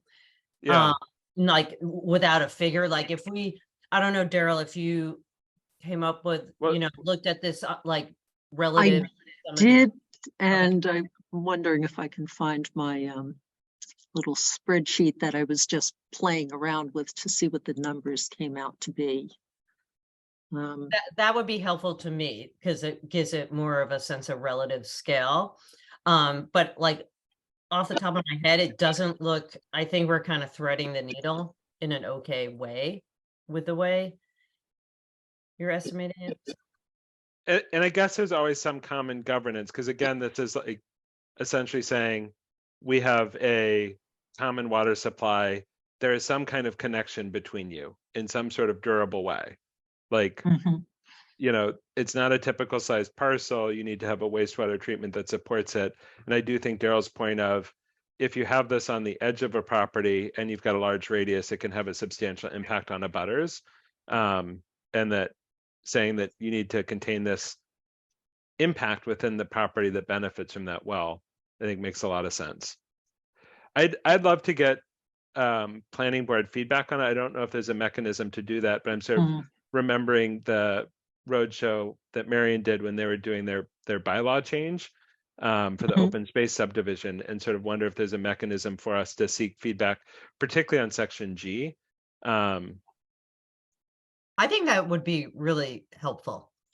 Yeah, and the other thing that I was thinking about too is, hold on, I'm just still kind of doing a few things. All right. Is whether this is another place where we just say we would evaluate it on a case-by-case basis. So what I haven't found is my spreadsheet, but what I recall is around 1,000 gallons per day for pumping, right? So that would be roughly what, 8 bedrooms, Mark? Kind of, I think, a threshold for water supply. In any case, so the log of that is 3. I'm not for sure on that, Daryl, but All right. So anyway, at 1,000 gallons a day for a well pumping, which is larger than what most homes are doing. So 3 times 150 would be 450 minus 350 is 100. So right now we're looking for setbacks, say from septic systems on site or to neighbors, anywhere from 125 feet to 175 feet, depending on up gradient, down gradient types of soils. So even at that level, it's still below this 125 feet, but there could be an issue of fitting a well, a house, a septic field, depending on what the shape of the lot is, might be hard to have a radius of 125 feet. The other thing is, do we add more kind of language that just says, either we pick a higher threshold that's sort of partway between the one lot, one house and the public water supply? Is it the middle point altogether? Is it something else? Or can we come up with language that says, you know what, we're just going to have to evaluate it when we see it because it's impossible to know. Well, and that's why, yeah, by having whichever is larger, I think we're kind of scaling, it will scale up as warranted. The larger the development, the larger that second portion of that, of those two variables is going to become, and so it'll start to dominate. So I think I like that it's whichever is, larger. And then, so would this basically say that if there was some kind of, like, let's say cluster development with one of these, water supply that's serving multiple homes, but below the threshold of the public. In essence, though, it's gonna guarantee that the wells are gonna have to be at least 125 feet from any abutter property line, correct? Yeah, Yes, that's what this says. Yeah, so I like that too, because it's really saying, you know, you're not gonna be able to put, you know, a really large pumping well, you know, immediately proximate to someone else's property and or, you know, within a certain amount of their septic, which could, you know, negatively impact the abutter. Or, right, or also just impinge on their ability to manage their own property if they need to make a replacement, that you Right. now have made it Mhm. harder for them to kind of find a suitable location. And then right, in because terms, that's why a lot of our downtown properties who have businesses that have public water supplies could never be there in the same way now because they don't have control over the land around for their public water supplies. Again, we're talking about something different. I have a little reservation on how we handle the in-law apartment and things like that.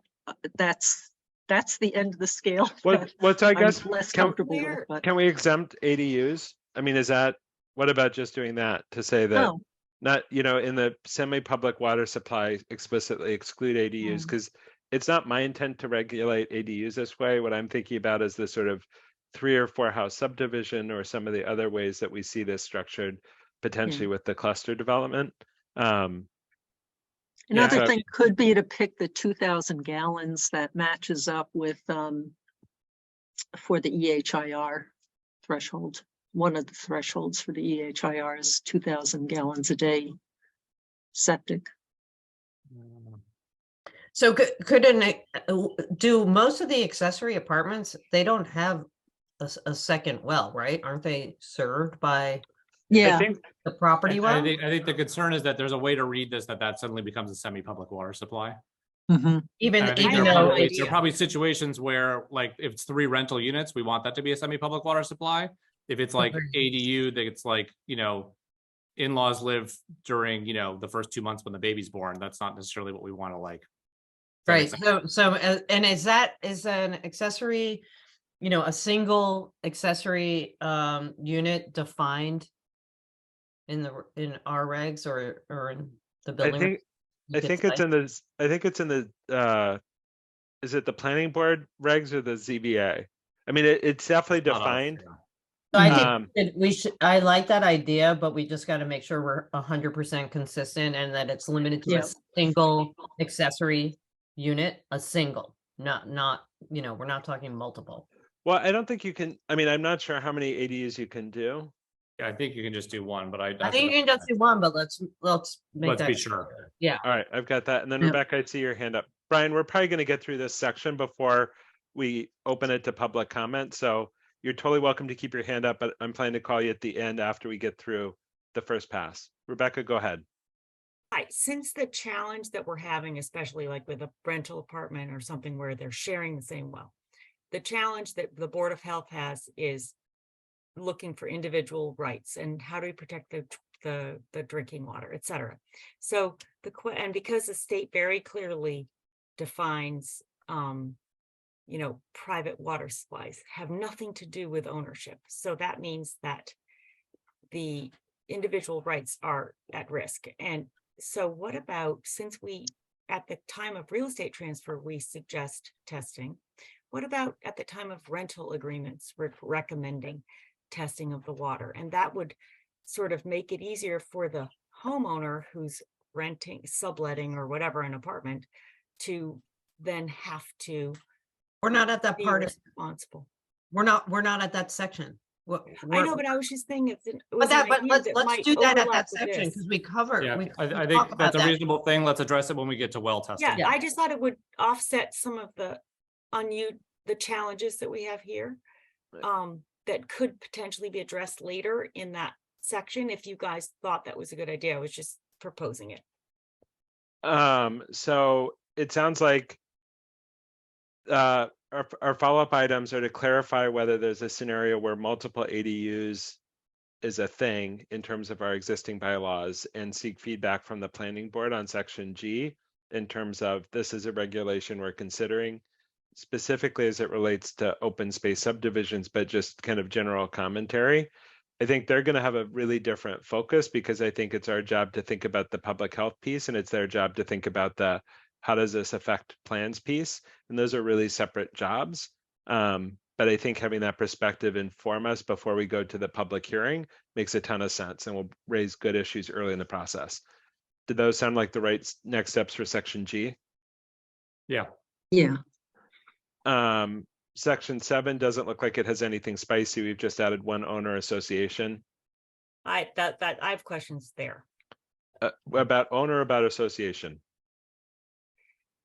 Because the state clearly defines, designates ownership as not related to property rights and clean water regulations, and laws don't apply till you have public water supply thresholds of 25 people. That's a lot. And if you have an apartment that's holding, two people or one person, then you're going to have a hard time protecting that person's rights. So I was wondering how we're going to look out for the public health interests of the residents in those apartments that are being sublet, or those smaller developments that might be owned by an owner association. And the owner association isn't going to be a certified board of health. They might not have either the resources or the education or the understanding or whatever, all the things go into it that would be necessary to protect the individual rights. And the Board of Health has jurisdiction over that. So is there a way that we can look at the individual rights in an owner association owned private well or private system that is below the threshold for public water supply that's regulated by So the this state? regulation regards totally the number of lost wells about on a what you're talking property. I don't understand how your question relates to the number of wells on a Yeah, property. me neither. And we're not at the part of this that talks about what they need to do to confirm that the potability and the testing, that's a completely separate section. So I'm totally confused what you're trying to get at with your statement relative to this section. I think I understand your sentiment. I don't understand how it relates to our definition of how many wells could be on a property. Okay, as long as we address it in the potability section or another area, that's great. Perfect. So we'll move to section 8. We remove petless adapters, remove the individual water systems as outdated, and then have updated that to the current manual. And then our reference for this is the National Sanitation Foundation standard for pitless well adapters.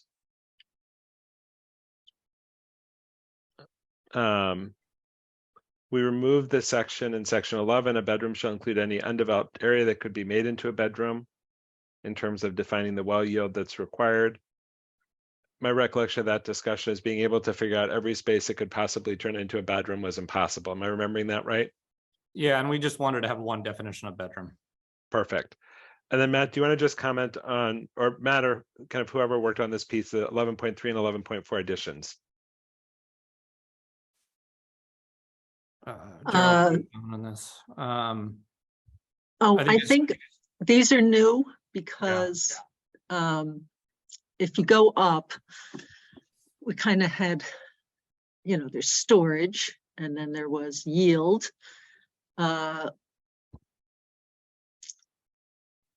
We just didn't have much that said anything about installation and development. And one of the things for development that we've seen, at different times is how much pumping, flushing might be done for a well. That's considered part of development.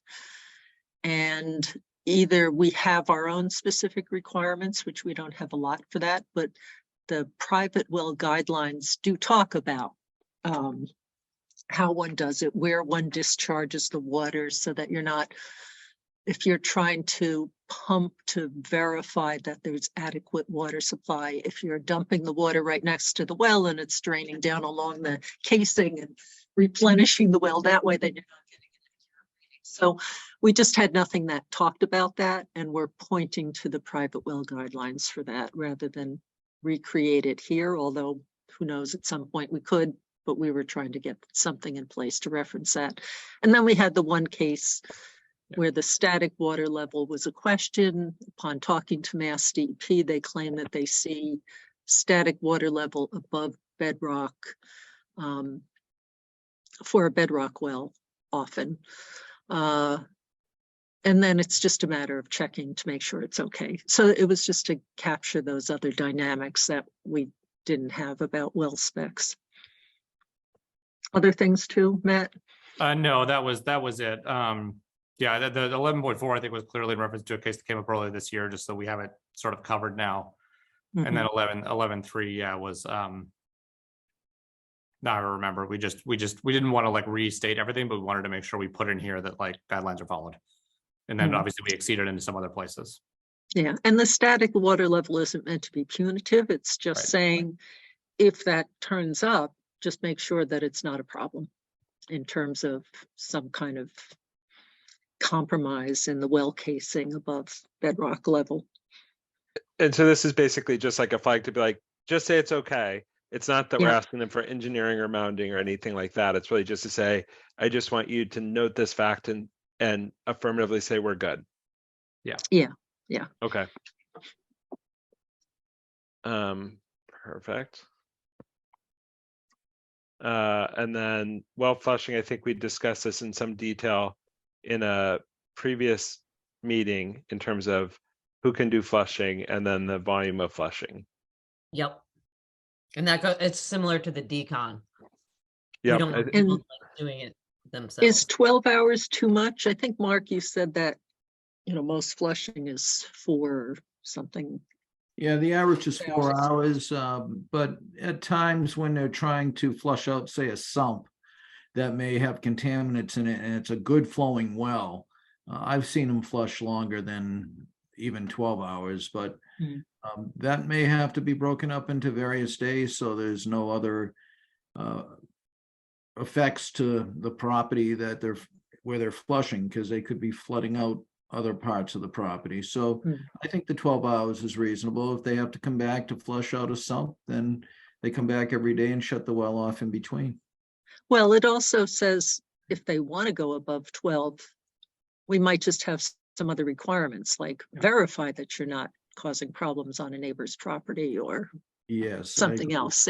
There's a wiggle room we just need to, again, look at the individual circumstances. Yeah, that makes sense.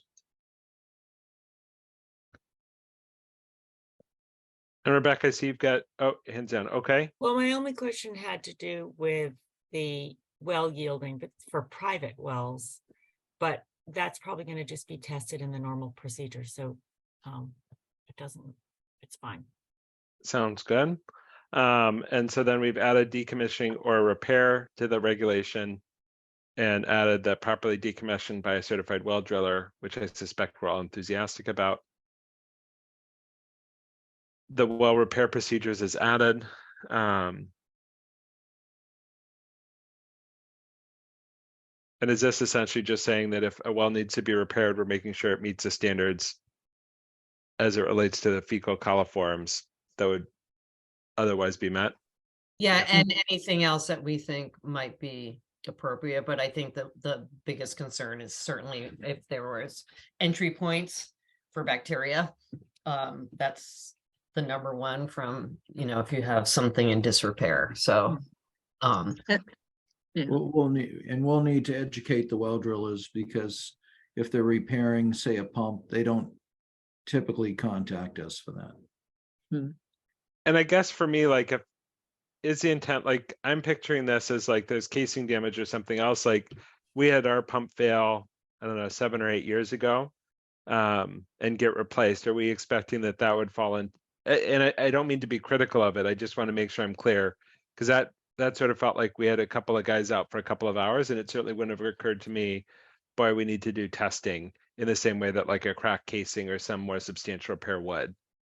That could draw bacteria into the well during the process. Yeah, I don't think it's excessive, Matt. Okay, It's cheap, it's fast, it's, it's not difficult, and to me, that doesn't seem onerous. I don't know. okay.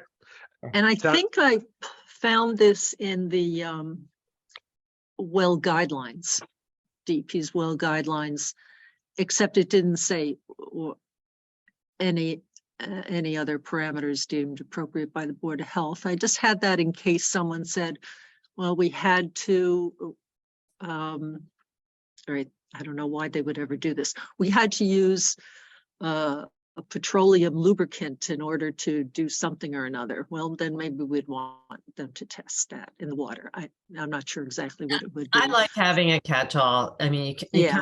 can't go wrong because it's impossible to predict, every permutation. Yeah, scenario. exactly. I think it makes sense. I like it the way. And it's it sounds like, I think it sounds good. And then I would also say it sounds like it feels important to us because we would not want to restrict ourselves just to the coliform. in case, yeah, that's what I'm Yep. saying. Yeah. Broad. Perfect. I think in the past, when we've had some discussions with town council, not in this cycle of review, but in past, the kind of keeping it open-ended wasn't something they were always wildly enthusiastic about. But I also Yeah. think it's for us to say, we need it open-ended because to define a regulation that covers the totality of possible circumstances is impossible. And so I Right. think this is just for us to say, yep, it's in there. I get that you don't love it or may not love it. We think it's important as the content experts. Yeah, Sounds and this good. is a very specific situation too. So there was obviously Perfect. a problem of some kind, Yep. And just to tailor it then, that makes a ton of Right. sense. Yeah. Sounds good. And then for section 16, we just have replaced the outdated language with the updated language. Have broadened the scope of, I guess we took out quantity because it's provided elsewhere. So here's when we start getting into some of the, potability testing and decon. So 17.1 is about that we're limiting the approach for disinfection and requiring that it needs to be done by a qualified professional, which I think makes a lot of sense, versus, an individual just dumping a bunch of Clorox down their well, which goes to their septic system eventually anyway. So And are we going to create that form, the record form? At the very end of the. Oh, yeah. Yeah, I know. uh-oh, you got to make a form. That's fine. It's just, I saw that there and. Good point. Are these taken from the state, well, recommendations? 'Cause the state might have a form is what I may look for. Okay, yeah, maybe look and check, right. I can't remember anymore, this is a while ago, where that came from. Somehow I think it probably came from the state, because I'm not too inclined to write in about forms. But not sure.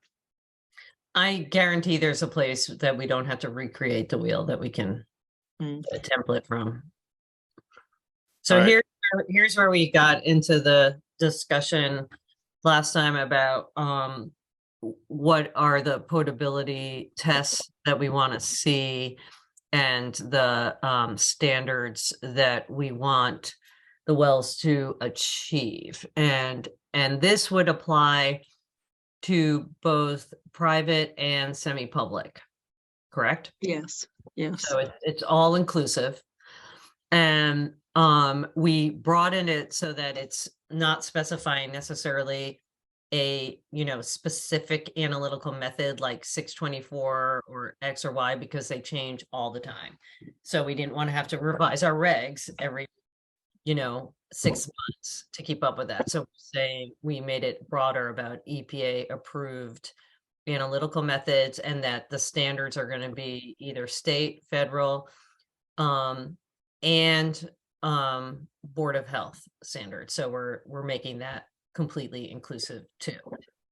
And we always have the right to be more stringent if we want to than the state. So I just noticed something Yep. where under A it says shall be required for private and semi-public water supplies. Maybe we should just say for all wells in town or something. Yeah, I mean, I think those are the only two categories that are Irrigation, even though I That's a guess private- irrigation is private, yeah. That's a private water supply, yeah. Yeah, Yeah. I mean, it's still a Okay. private. We don't say potable, we say just private and Mm. semi-public.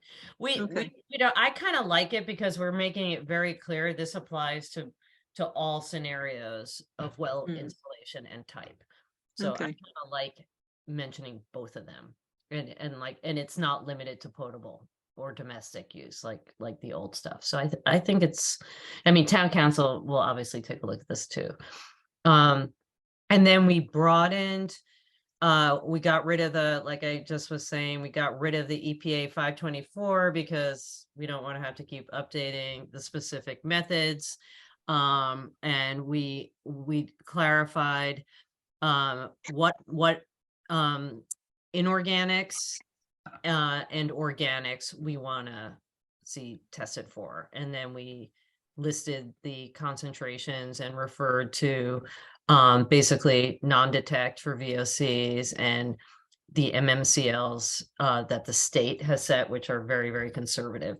And again, it's PFAS. We didn't specify which PFAS. There's only 6 that are regulated currently by the state. But this way, if the state starts including additional PFAS in the regs, our regs will follow suit.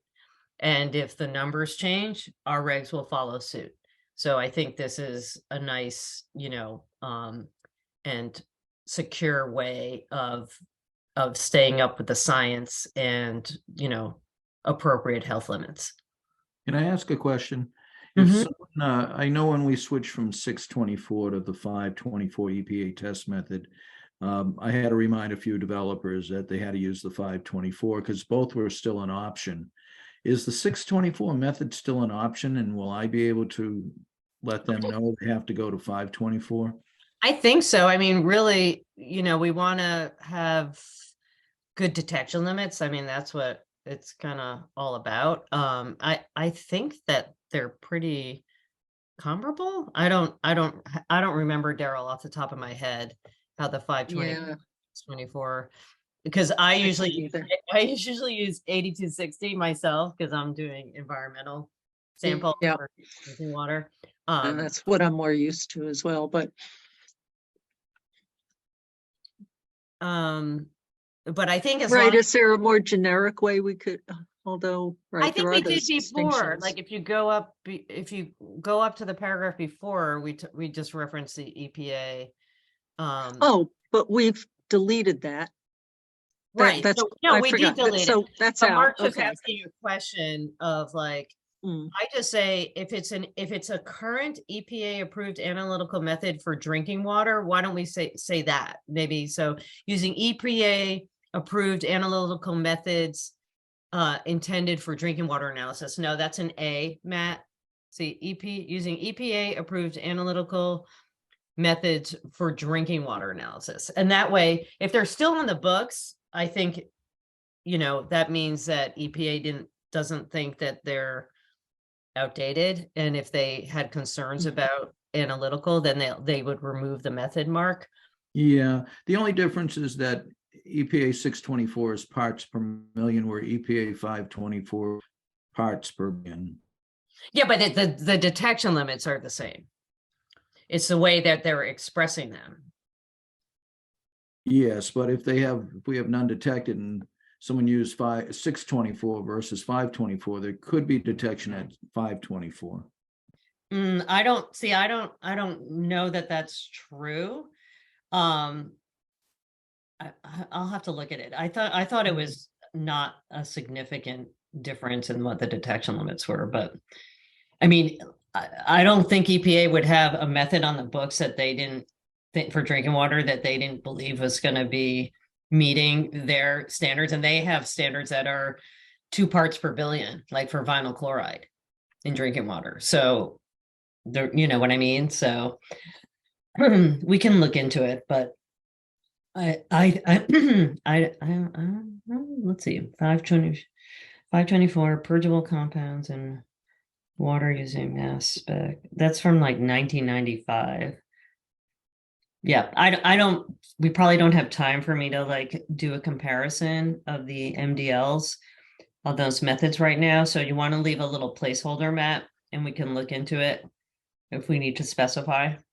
I'm gonna own the fact that I glazed over a little bit in there as I was like, I know we're talking about numbers and letters, but I don't know what they mean. I am happy to placehold wherever. Where should I go and what should I say? Yeah, just want, can you put in yellow, go up to the Back A. to A. Go to A. And where I was just messing around for drinking water analysis, just put that in yellow. And we'll make sure that if we need to specify something more clearly, or Yeah. lowest achievable detection limits or something, Mark, Just- we'll add that.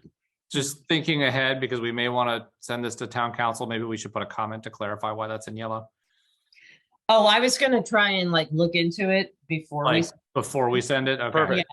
Yeah, Is this where you think it might be appropriate to address the rental units and maybe take the opportunity to request testing with rental agreements? I don't think in this one, because this is a technical thing of what we're testing for. So I've got a placeholder there, Lisa. yeah. You will edit that.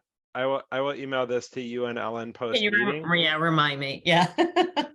Perfect. And then we'll get it sent to town council. Okay, yep. And then as required on a case by case basis. And then I'm just trying to see.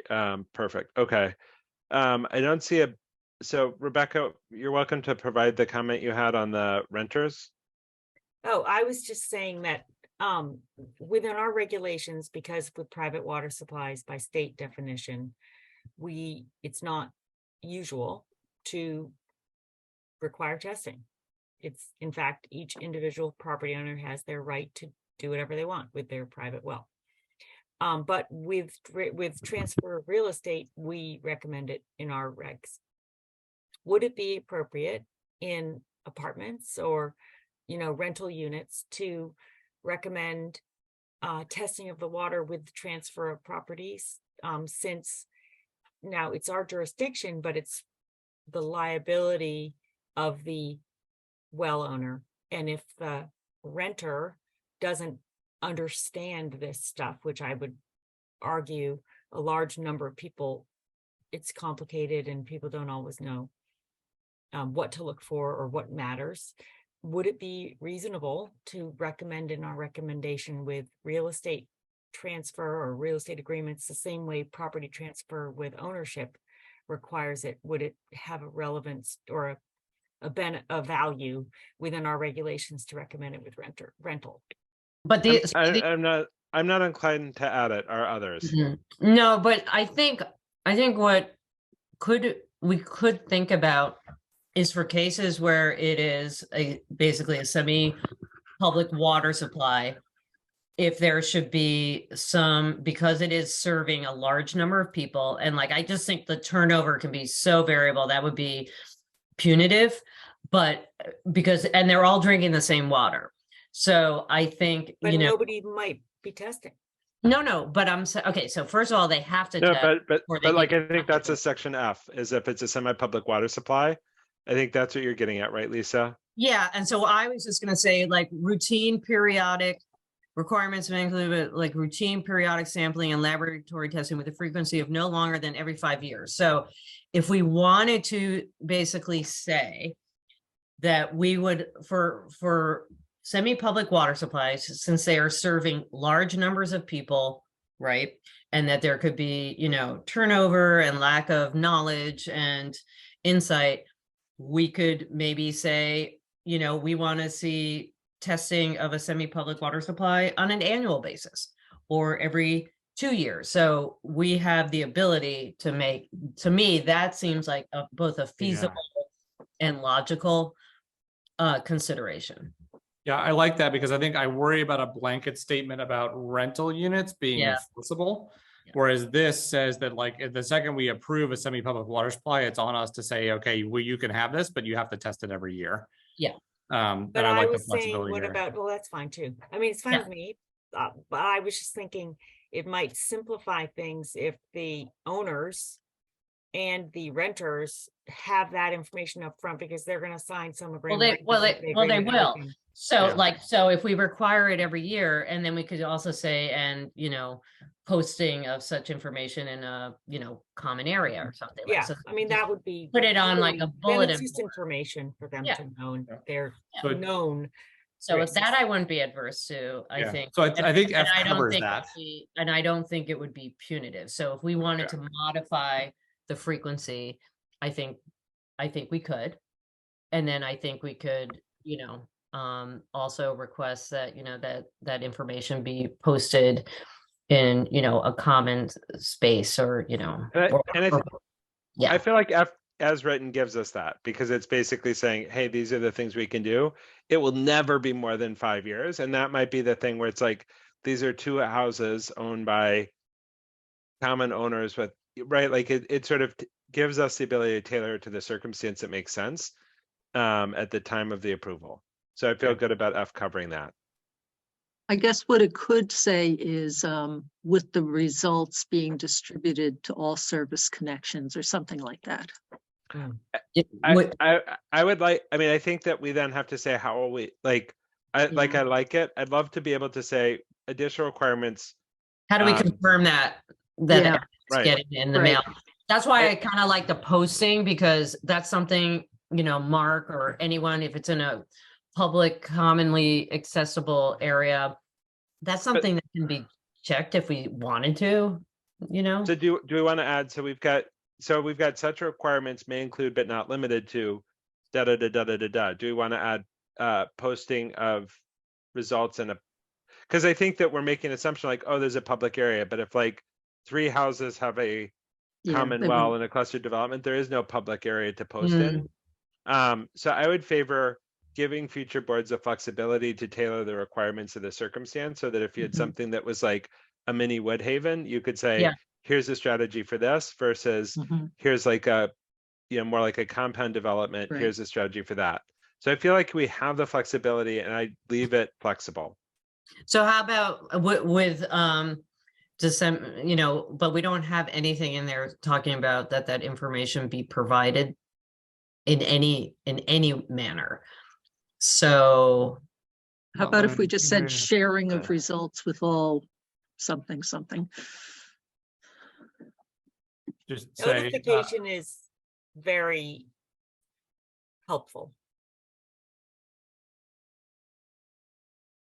how about, okay. yeah, let's leave it broad for now. I think that this is another, let's mull it a little bit. I'm putting it in yellow and then at the Yes, end, I'm put it gonna in write, yellow. Lisa has to fix everything in yellow. I No, want to be wait, what? magenta. I kind of just And I want to put might a deadline do- on fixing the yellows because I worry this will drag on No, I think 2 this weeks to is, infinity. I think we should use this verbiage and have this be what goes to town council, because this isn't technical. This is a part that she may say, boy, this whole thing needs to be really adjusted. So I would say, Okay.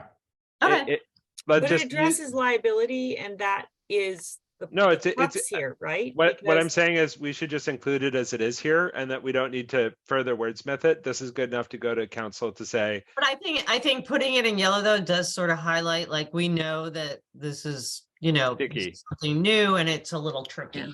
So sounds we- good. Also, service I hope the connections lawyer is we're paying a pays term attention used to all the by, goals, whether it's yellow or not, but Right. by What was DEP. that, Daryl? But Service connections is, you know, how they determine PWS, 15 service connections or 25 people for 60 days a year, that kind of thing. So, do you like that language?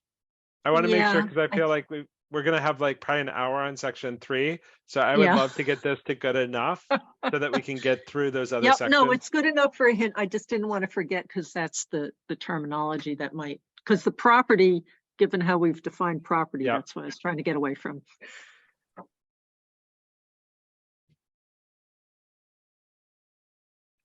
So how like about that, dissemination of results period.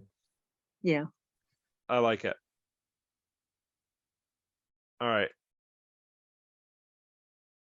Perfect. And then in section G, we've got the compounds are PFAS above the levels described in D. Or is greater than 28. And milligrams. mitigation systems, if that's above standards required, blah, blah, blah. Okay. And then- Perfect. Yep, got it. Yep. It's fine. And then section 17.4, we've got. We're just giving a little more specificity. Let me make this long addition here in B. One, clear, that comes out of the private well regulations model document from Mass DEP. So, And so essentially this is just state language that's pulled in here. yeah, state suggested. Okay. And this also feels very much like a place where town council will be quite savvy. Mhm. All right.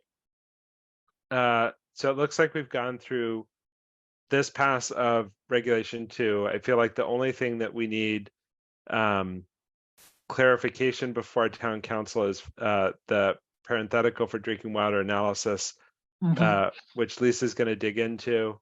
And I will be responsible for disseminating this version to Lisa and Ellen, and then Lisa will refresh that and we'll circulate to town council.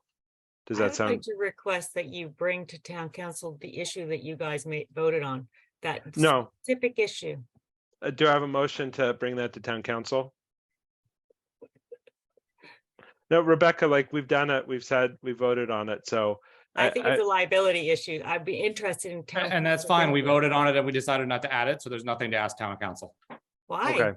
Okay. That's but- not, that's a liability issue. Why would it not be something to ask town council? Because we voted on it and decided not to do it. I know, but it puts the liability on us instead of asking the town council what they. Perfect. Guys, let's move on. Or actually, Brian wanted to talk, I think, before we move on to the next section. Is that accurate, Brian? So I'll Fire leave away it to the the chair to formally recognize him. I'm reminding the chair to recognize you. I think I can't recognize. Perfect. That sounds good. Mr. Moore, go ahead. Thank you. So first of all, I wanted to say, thank you very much. I'm very appreciative of the fact that you guys are reviewing and updating your regulations. And I applaud all your efforts. And I know that volunteering takes up a lot of your time. And I appreciate putting in this extra effort. I just had a couple of quick comments on the, in the definition sections, Matt, excuse me, Dr. Vitale, I don't know if you can get down to E. You are welcome to We're- call me Matt. Okay.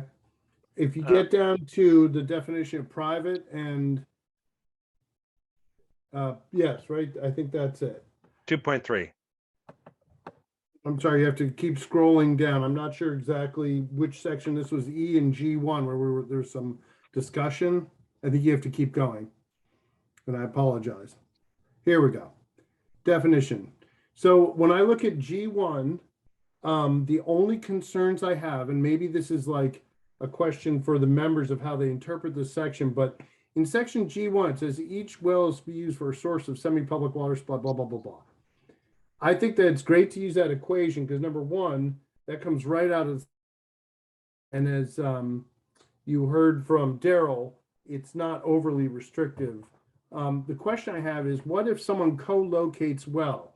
Does that mean that section E, private wells, comes into effect? Because I could see someone putting 3 wells 5 feet apart from each other as an effort to, pacify this part of the regulations and skirt the requirements for an actual protective radius that should be there for 3 wells of that size. So does that mean that section E would kick in about the wells not being 75 feet from each other?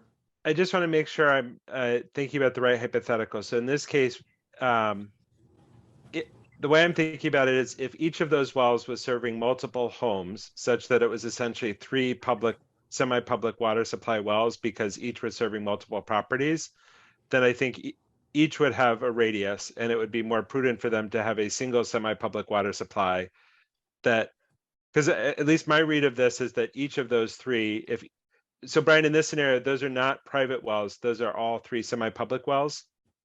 Or are they I want to make sure that they don't co-locate a bunch of wells. Yeah. So within if the it- same I protective think, area. I think if they're- I've got, fire away, I Matt? got it. So if it's 3 private wells, we wouldn't allow them to be placed within 5 feet of each other based under E. Does that make sense?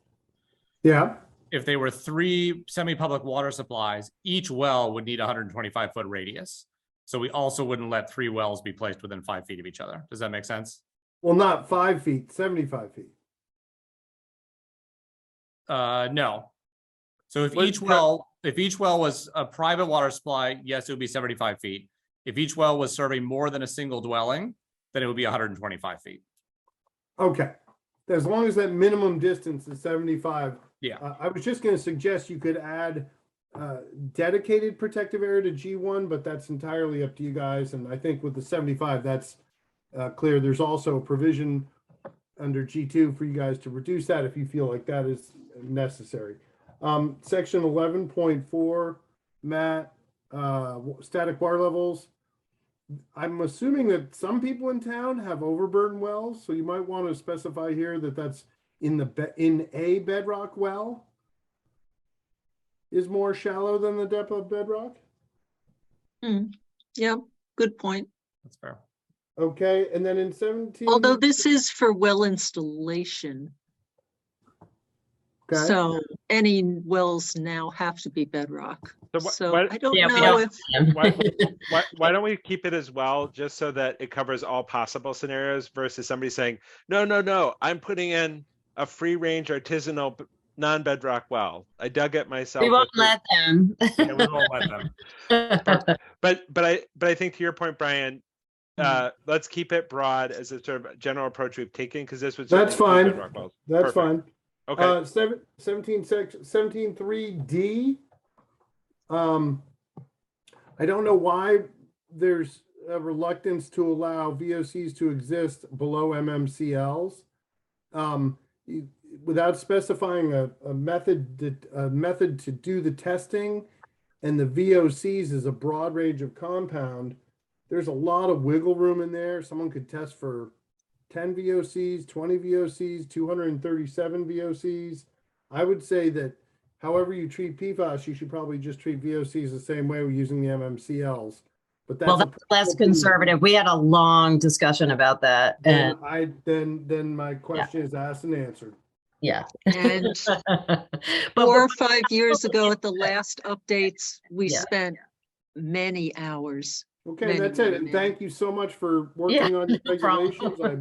regulations. I think that, I hope that board members appreciate how important it is to get these done quickly. And whatever I can do to help and support you guys, just let me know. I'm around and available since I no longer volunteer my time in town. So as you know, when Mass DEP or any other government agency updates regulations, they usually have dedicated staff and years. So we're doing the best we can All I right, understand. And Thank with you. that, with the fast. let's jump into section 3. I need like 2 minutes, Matt, to say goodnight to my children, and I'll be back. Yeah. Can we take a 2-minute break? That would be awesome. Perfect. Ellen, Okay. do I have to say anything, or can I just fill silences? We'll reconvene at 9:15. Yep, that's good. Okay. Perfect. Put on the Jeopardy music.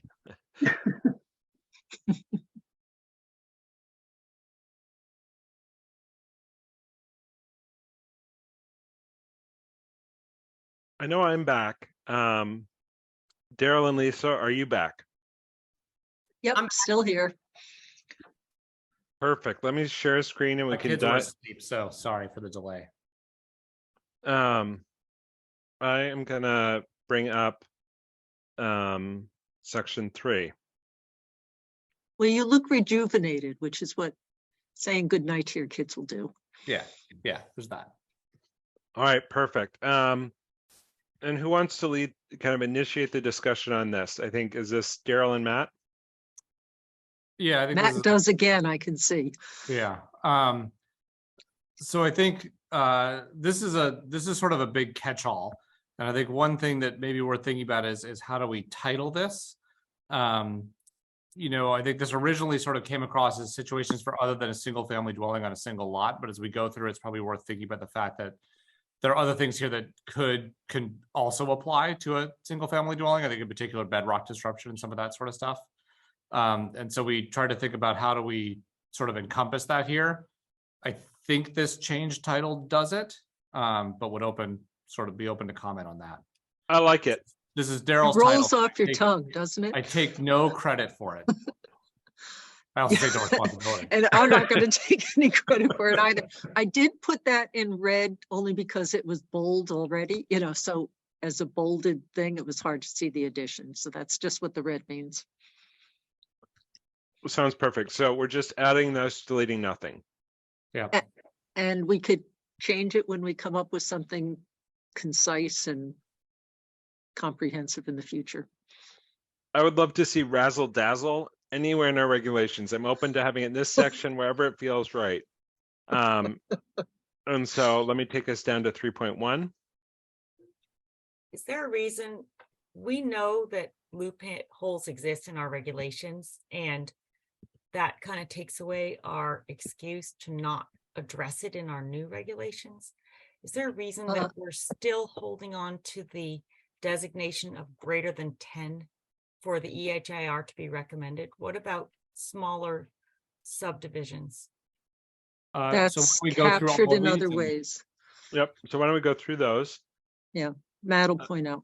And so this is again, the same, the blue is deleted and the bold is proposed text.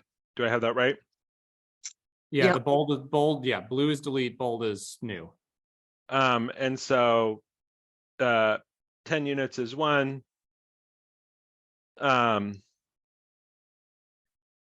Oh, should we have an or after every one of these, or that Yeah, we last, probably should have an or. just to be absolutely to be sure? Clear. I would put it right Or after actually the at the top, we could, semicolon. I actually have an idea at the top. Why don't we say any of the following activities? Oh, that's good. Yeah. I like that better.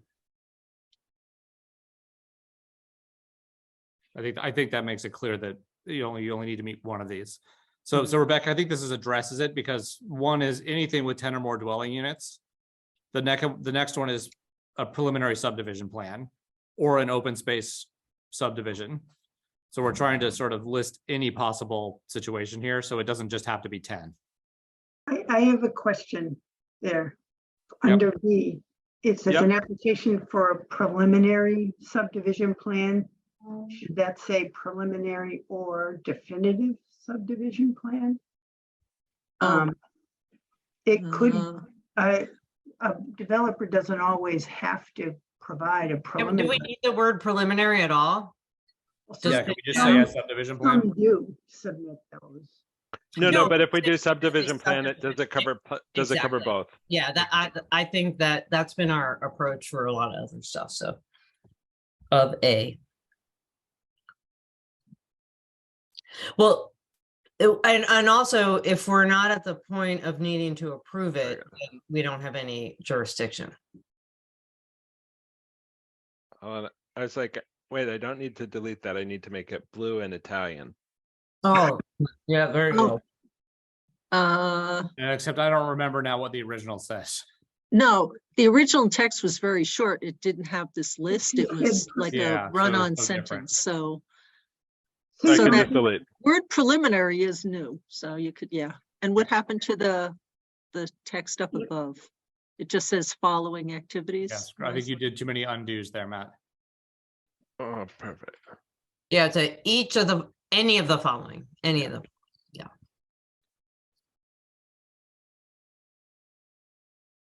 So B now reads an application for approval of a subdivision plan. And then an open space subdivision. And then an application to construct, what's supposed to be after A? So A that just reads commercial or commercial. industrial. Perfect. Yeah, Building, an yep. application to construct a commercial or industrial building with a gross floor area exceeding 7,500 square feet. Yeah. Beautiful. An application for all or part of a project with a design sewage flow of 2,000 Okay. gallons per day or greater. Oh, we should probably take the capital P out of project there because Yeah. it was too mixed all throughout the document.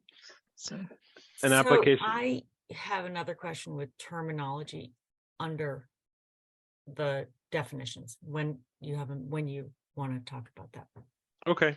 An application for approval of a planned unit development special permit is set forth in Town of Sherborn zoning bylaws. An application for approval of a comprehensive plan or plans that involve removal of sod, loam, clay, sand, gravel, stone, etc. in excess of 350 cubics. I'm trying to remember what the threshold, who was it? It was the cemeteries commissioner who was talking about how much was in a grave. And she was like, you're making it so, because, right, this was like when Yeah, we had the- didn't, you're remembering correctly. that was What- bedrock disruption, and that But was 10 Chlorine or cubic yards. removal. Like, I just don't have a good mental model of how much space is 350 cubic yards. And I want to make sure that we're not like, if you're burying somebody, I mean, I can't imagine it's 350 cubic yards. That feels like it should be a lot, but is that like a dump truck? Like, what is that? All right, so 10 yards. Well, no, wait, I've done this before. And a Forgot the roll-off? third dimension. Roll-off is only 22 cubic yards, so 350 is a lot. So that people That's a lot. understand what that is. That's like a standard load truck. And so if I picture like for my septic system, when they installed it, and I think about like they had to take some big boulders out, it feels like I could get pretty quickly to some place that has 350 cubic yards for. Okay, just so you imagine going back to like the trucks, like the roll-offs, like they're usually is it like 20 or is it 40-yard roll-off dumpsters? But so you're Oh, talking. so it's like 10 of those. Okay. Yeah, like 10 of those, Matt. So that's Really that's not probably an, more than that. Yeah. yeah, It's a lot. it's not an inconsequential amount of material. So that's not like a grave. I'm digging a grave. Well, That's, or if we think about, and again, I just want to make sure because I'm like it's a number that I like it could be in Celsius, and what's I'm a like district though? Or A dump truck is 10 to 16 cubic yards. right. So that's what I'm saying. That's Okay, a lot perfect. of trucks. A perfect. lot. 20 trucks. I feel Yeah. good with that. More. Yeah. Okay. Yes, So that's- but what's the district? The What? zoning district. But what? So How why do about we add that just- in?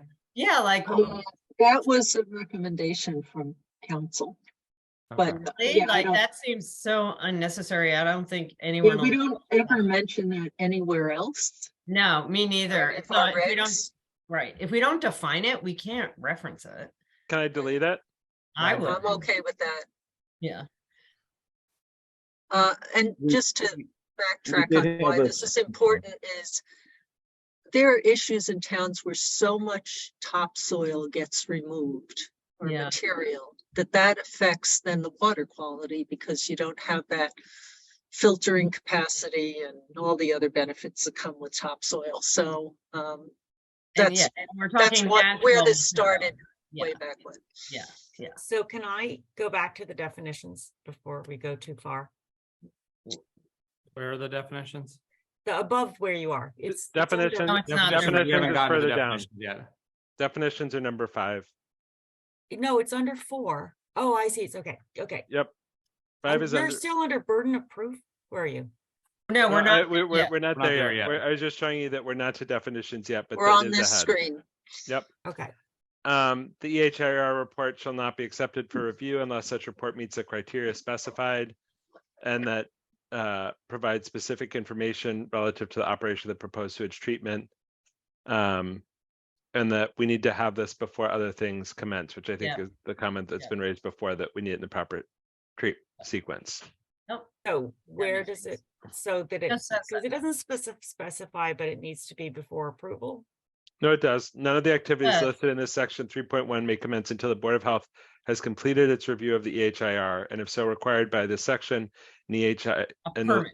permit has been issued. Yeah. So we issue none of that. those things, they can't dig until we approve. Mhm. And then scrolling down, we took some of the caps out so people don't feel like we're yelling. It looks like, what's the highlighting for section 10? Just so that it would be noticed that there was a bold in there. Okay, That's all. Oh, because it's an Gotcha. addition.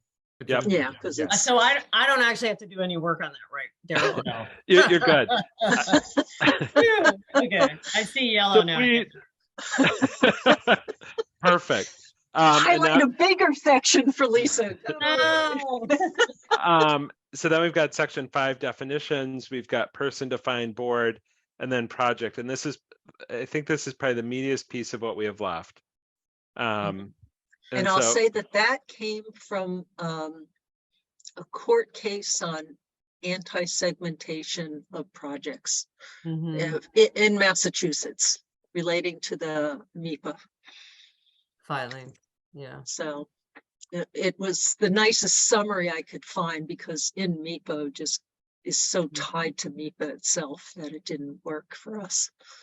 And so I feel like this is one of the parts where getting kind of clear guidance from town council is Yeah. helpful. And then also I Yeah. think just figuring out what stuff is us and what stuff is planning board is is probably part of the question too. But I think this is our draft language, and it sort of seemed sensible to me in terms of the intent of our regulations. But this is for this one where I'm most curious about what town council's guidance will be. Yeah. Yeah, I think absolutely. sounds good. So can I ask my question? Yep.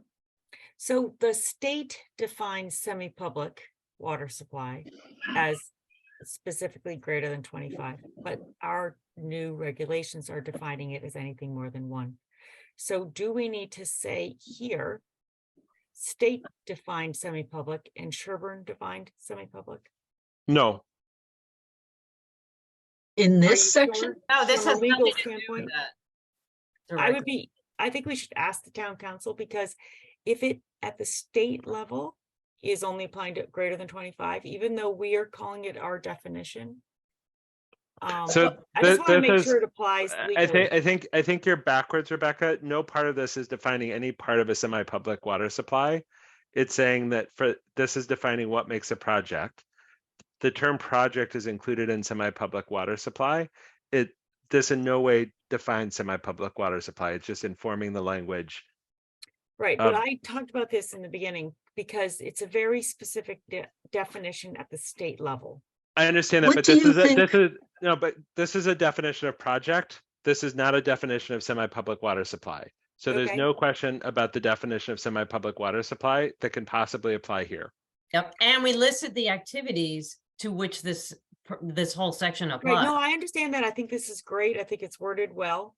It Okay. goes back to the original question, which I think maybe we should specifically ask the Sherborn Town Council, because since it is clearly defined at the state level, we might have to specify Sherborn semi-public includes greater than 1 up to 25, because the state doesn't.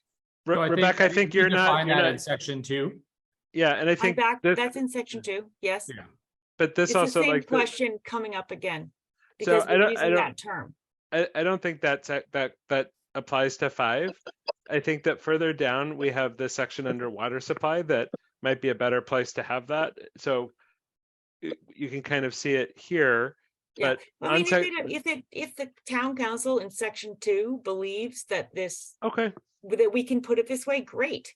And perfect. then it's simpler. If the town council says, well, because it's a term that has a state definition, we Sherborn have the jurisdiction to make to broaden it, but we would need to call it something else, or sure, we can do it that way. I mean, I'm just saying that might be worth clarifying with her, because she might know and I don't know.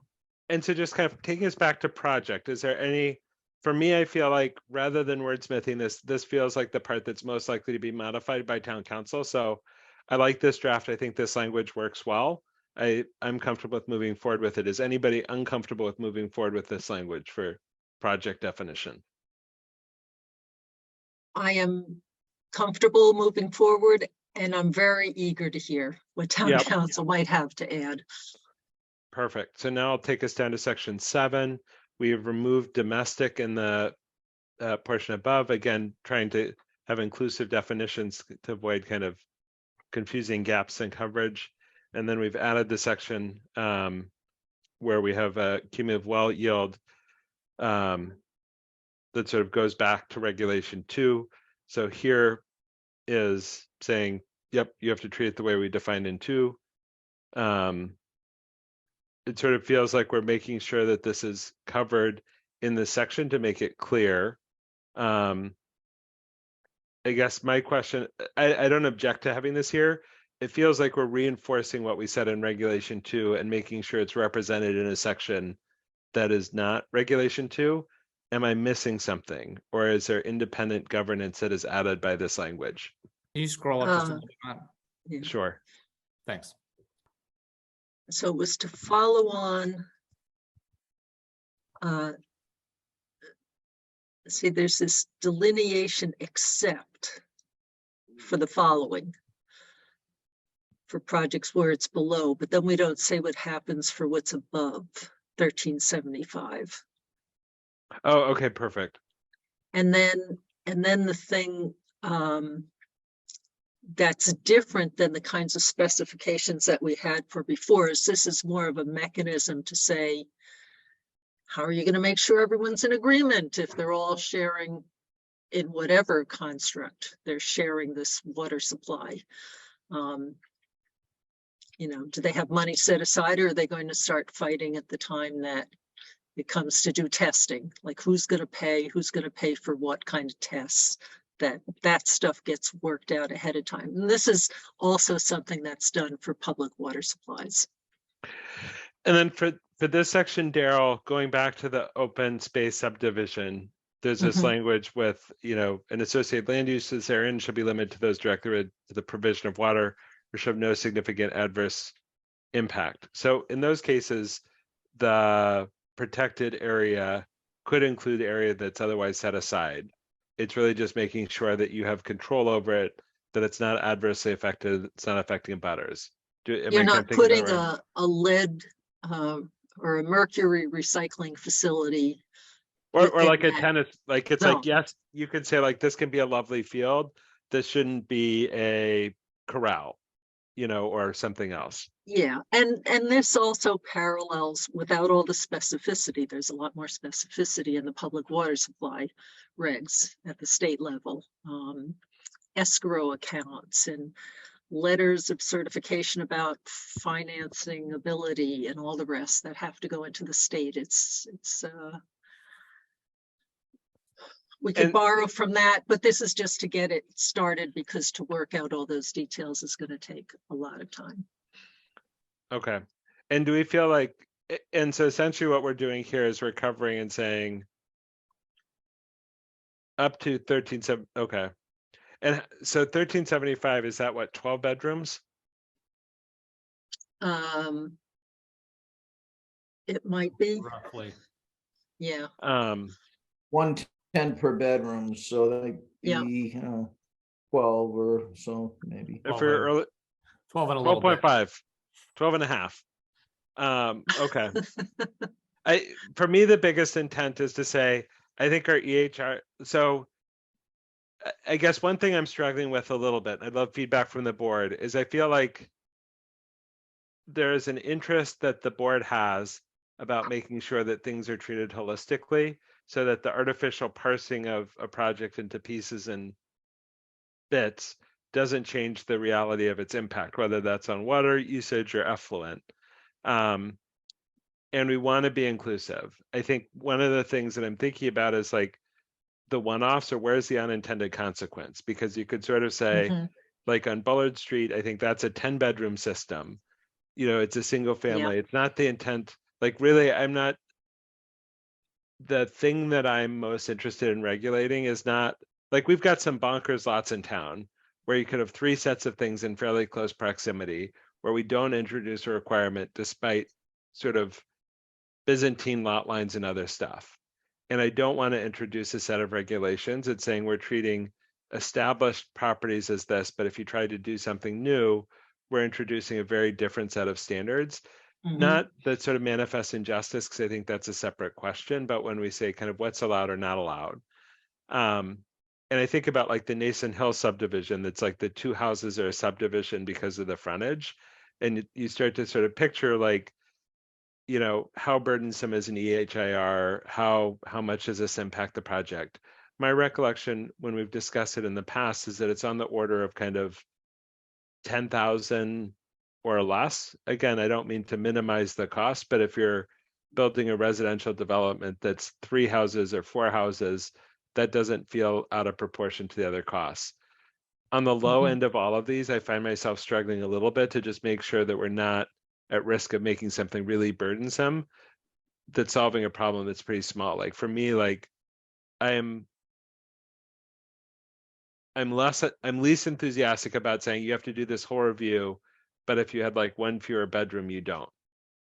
I think we'll have that break point somewhere, but I love how you guys have thought about this a lot more than I have. How have you guys thought about it? So I So think, that's, I think, oh, go ahead, Matt, No, you go go ahead. first. Oh, I was going to say, sometimes I think that's why the state had, delegated what was assumed always going to be just a single home well for rural parts of the state, and then the public water supply, and also having the Title V regulations along those lines. And there were a lot of years from when those regulations came out where when say condos were put in and they clearly weren't up to public water supply level or to wastewater treatment plant level, they still did it anyway because it was a larger project and it's just the way that business was done. But now we've got all these projects going in between those two extremes. And I do think it's very hard to set up regulations because, right, a home with an in-law apartment is really different than the fields at Sherborn. And yet they're kind of in that same category, and then trying to specify what the rules are depending on how much land and what's the open space around them, and is there a water body nearby, or whatever else it is. It's just very complicated. So yeah, I have wrestled with that. Part of me almost wants to say, I don't know where this 1375 came from historically in the regulations, but do we make that 2000, which is one of the triggers for the EHIR up above? And then everything, so at least we have kind of one point that we've picked that says, or any Are we other making it bigger definition. when we have global warming and all these issues that might, and aquifers depleting all over the state from, not enough annual rainfall, et cetera?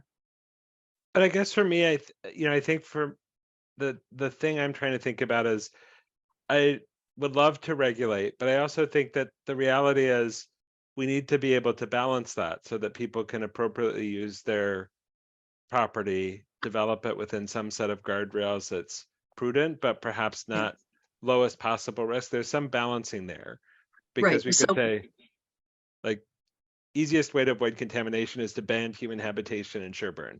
Boom, problem solved. Right, because everything's incremental. Everything will have an incremental impact. It's trying to focus on the things that are going to have an adverse impact to the people doing the project and the rest of the people in the town. So right, so back I to kind of that 2000 level. The other thing I just that want to was a mention, sewage flow.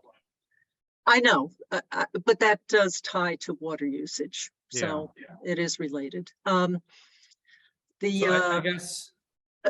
Just one little thing though. Yeah. There is an economy of scale with projects when you're combining water into one well or a couple of wells or however you're doing it. There's some economy of scale in the drilling and the permitting and all the rest. For building a septic system, there's also economy of scale by grouping those things together. So on the burden side, if part of that is financial, even though we're not supposed to be deciding anything because of financial, we're supposed to be looking at health, but that is, we do kind of, I don't know, it's hard not to take that into consideration, whether it's overblown, but that would also go to what kind of EHIR do we require? I don't think it's a one size fit all for all of the projects. And so how do we get in reasonable discretion that's not viewed as spurious to say, okay, for this is what your EHIR really needs to look at and consider. It's not as much as, the projects for up on Coolidge Street, which were larger, not using town water sewer, but if they had, they would have needed a lot more work for an EHIR because they would have had a bigger impact on groundwater resources. So And that's, So I think for me, reading this again, my concern with this is that it's redefining a semi-public water supply that we already defined in regulation 2. So there's sort of two issues. There's one, which Yeah. is like, what does the Yeah. HR need to include? And we're saying that that's different whether you're above or below 1375 gallons per day. Fine. This paragraph in bold, I'm a little worried, comes across as saying that, like, in addition to the way we define public water supply in regulation 2, we also, or semi-public, we also define it as anything over 1375. And I wonder whether we need that. Like, the way we defined it in regulation 2 should be enough that if it's more than one single family dwelling, then it's a semi-public water supply. And if it's a single family house that has 15 bedrooms, then it's not, right? And so that we don't need this number there for, like, does that make sense? Like, it's almost like this whole paragraph needs to go in 2 rather than here, but maybe I'm just like getting tired. Yeah, I had a hard time because this isn't about whether this should just go in 2. And not that first sentence. I agree with you that that is like another layer of a definition. So do we need that sentence at all? How about I think we don't need starting that with first- sufficient? I mean, right? Because this is getting about who's responsible for protecting the area, for each of the wells that we already described, that what kind of land uses, should be prohibited, blah, blah, blah, blah, blah. So this is more about like, yeah, maybe we should just start that with for semi-public water supplies, comma, sufficient provision shall exist. yeah, I think, right, because that's the only place we require the protective area. We don't require a protective area for an individual supply well. I think we And should maybe that require it for if- subdivisions, and I think that our little loopholes, we've created 3 here. I mean, why are we doing that? What Wait, benefit is that? Rebecca, what you're saying doesn't make sense. Go Yeah. ahead. Well, it does for Like- public health, if you're talking. No, about but water it's- quality. I need you to explain it without having a blanket editorial for public health. So when you say there's a loophole for subdivision, we say an EHIR is required. Those may be all private wells. Why is the subdivision different than your house? A subdivision that doesn't have, that is allowed to not have these requirements, what repeat what you just said. So So a you're saying subdivision a can exist subdivision with that has private wells. So we're Is it- saying a subdivision needs to have an EHIR. Yeah. And But a subdivision- subdivision is greater than 1, Rebecca, so it's automatically, because semi-public water supplies we've defined as greater than 1 and less than public. Right, But you could right have a up here subdivision- said you could have a zones of subdivision in which- distribution wells don't apply to single family residential subdivisions. So it But- does No, say no, that no. here, but it doesn't But apply. Rebecca, that's not a No. semi-public water. Yeah, like, if you that's have an your house- individual. You can have your house in a subdivision and we don't treat it differently than your house on not a subdivision. I don't think being a subdivision Yeah, if changes it's what we single treat. family homes with a single private well, it's just like your house. We're Right, not, but it's saying it doesn't apply. it No, it's not. doesn't. Because you don't have to have a protection area around your own private well. We already set the setback requirements. This is about for anything that it's more than one home being served or more than one well serving a, property or. So I'm just asking a question. So you believe that the setback requirements are going to be sufficient to not require a zone of distribution of, the zone of contribution analysis in a subdivision? Yeah. That's what you're Yes. saying. Yeah, Yeah. subdivision that's all you of have to say. single family homes with single wells and septic systems, it's no different than single family homes being constructed on Woodland Street or single family homes No, being, okay, that's great, but I just want to make sure that we have No, setback so, I requirements mean, in a the- small subdivision. We do. No, but, yep. So Thanks. and I think being a subdivision, being versus a road has no bearing on whether you change how your well is drawing or how it affects your neighbors. So it sounds like with removing the first sentence, we otherwise feel comfortable. We're including it in this project section, but not adding, like, I think we're sort of highlighting the issues in the context of these scenarios. But I like that we're using the common definition. We're not introducing a new one Right. in this context. right, different terminology. Yep. And then here we've got replacing lots. And in this one, we've adjusted the flow from 4,400 to 2,000 gallons per day.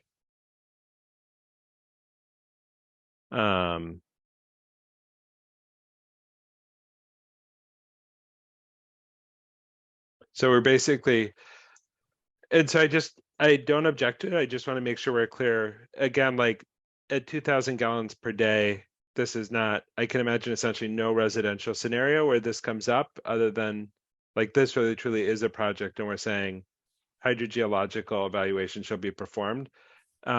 Again, because I'm not in my wheelhouse, I just want to understand what's the cost of that. Like, is that, again, is that a $5,000 requirement or is that a $20,000 requirement?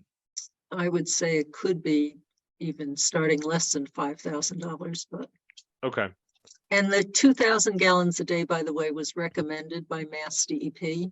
Perfect. Because there are other things that are triggered at 2,000 gallons a day. Okay. That sounds good. And again, I don't mean cost as the branch point, but just to kind of have a sense of context, because I do Yeah. think understanding, otherwise there's no downside. Other than cost, there's no downside to saying, let's study more. But Yeah. I think it matters very much to the applicant. I think that's a lot. We've got the bedrock disruption being conducted on a property or as part of a project for the 10 cubic yards. I guess, so if we had a project that had 1 cubic yard of bedrock disruption on 10 lots within the project, are we saying they would require a permit?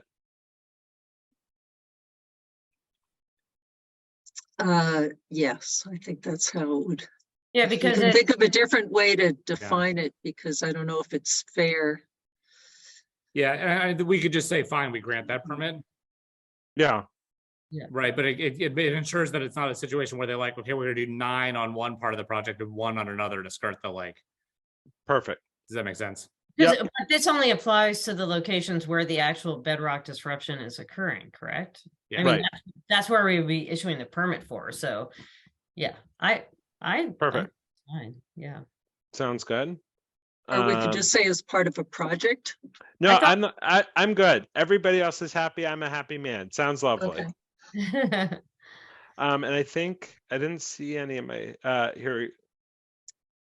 Oh, that was a typo. We fixed a typo. Perfect. And so I think it sounds like this one is then ready to go. We don't have any clarifying. And we can submit these 2 sets to town council. Yep. So. Sound good? Yep. Perfect. And so Lisa, we just have the one clarification on the other one. I guess a question for you is it realistic for you to get that done by the end of this week? No. Absolutely. Okay. And I Tell- have a tell- question for the bedrock disruption. Okay. Let me close with Lisa. Lisa, what time frame is realistic for clarifying that? Like, not like, I could look at it, I think, next week. I just. okay. I'm So dead. what? No, totally fine. That sounds good. So if you send me the email and just give me, I worked a deadline. Perfect. I'm not going to sign that deadline at like hour 3 into tonight. But I'll send the email to you tonight and then I'll ping you next week. Okay, I think by COB by next Friday, so that it's well in advance of our next meeting. Perfect. And what I think we can do is to circulate it to town council with that part not I mean, covered, that's because not- it's, yeah, because that- it's like a tech, I mean, it feels like it's like a clause, and we can then say, hey, we addended with this if we need to. Yeah, and it is totally technical, so. Perfect. Okay. I think that sounds good. Then it's, yeah, I think by end of business next Friday would be totally fine. Okay. And then Rebecca, you had a comment and question, then Brian, I see your hand up and we'll go to you after Rebecca. Yeah, so a couple years ago when the bedrock disruption issue first came up, and David Sossin did a lot of the work on this, and I did a little bit of research as well. There was no research proving or addressing a threshold where bedrock disruption would become dangerous. It was felt that because the bedrock is different in different regions of the country, and depending on what you're disrupting, you could be distributing magnesium, as in the case on Hunting or Maple Street, into the overburden, or some other component of heavy metal or whatever's in the rock or the ledge. So what I want to know is where that threshold of 10 cubic yards came from, because I think it should be simplified, and just anytime bedrock No. disruption takes No, place, it- it should No, be I a literally- notification system. Literally, I sometimes move, I ship a little bedrock off in my garden. So no, there has to be a de minimis limit, and that's a very, very low threshold. Yeah, So and I reviewed this. I actually ran this by an attorney who's works in our government. And she thought that there should be a system of notification. And, No. so didn't. I'm just telling you my opinion. You're totally Okay. entitled to yours. Yeah, I mean, I think it's a very de minimis quantity that's mentioned, and there's no way it's going to impact a bedrock well the way that the significant disruption over a very large, footprint on a lot, that was upgrading of the impacted house. That was a much Do you more. have an article that No. tells that? Because I would like to No, see that. I don't That would think, be I don't think helpful. that. As a scientist, I would like to see a piece of So- literature so with science Rebecca, you that want shows to, me when it's safe or when it isn't No, safe. so- Because if so it how- isn't safe, I think it's important for us to so Rebecca, consider if, it and discuss it. And let me finish my sentence, because you don't have to agree with me, but let me finish my sentence. I think that we should make some of these very technical, specific requirements the same way DEP does, based on scientific thresholds that are based. I find on- this very Right, right, insulting, right. Rebecca, and I just well, think Rebecca, why don't you produce it? So Yeah. you worked on this There- previously, so. I did a no, lot of no, research. There no, is totally. none that shows a threshold that's safe, and so it should Okay, just so we be a can't- system of No, notification that's for like, every. that's, Why are you that's talking absurd. over me? Please let me finish a No, but sentence. Rebecca, I was You talking have and then all you're three people Rebecca, have talked over me every time I Rebecca, try to speak. I was talking and you talked over me. So if you want to produce it, great. If you're telling me there's nothing that proves a safe threshold, I don't think any of us agree that anytime bedrock is disrupted, you need to tell your neighbors. So you can hold that. You are welcome to do that if you so choose. That I think that's an absurd request. I'm not inclined to consider it. I'm not inclined to discuss it further. If you want to do the research to produce something, you are absolutely welcome to. Are you I'd done? also like to mention that I did the early research on this because I had seen other places that had this kind of change in water quality from other projects I've worked on. Not a lot, a few states, Connecticut, New Hampshire, which is where David have ended up going up to talk to them, tried to address this issue. There is not a lot of literature that says what an unsafe level of bedrock disruption is. So forget safe, there's nothing that says what an unsafe level is or any amount. So that's the flip side. So what we've done is set up a mechanism. We had input.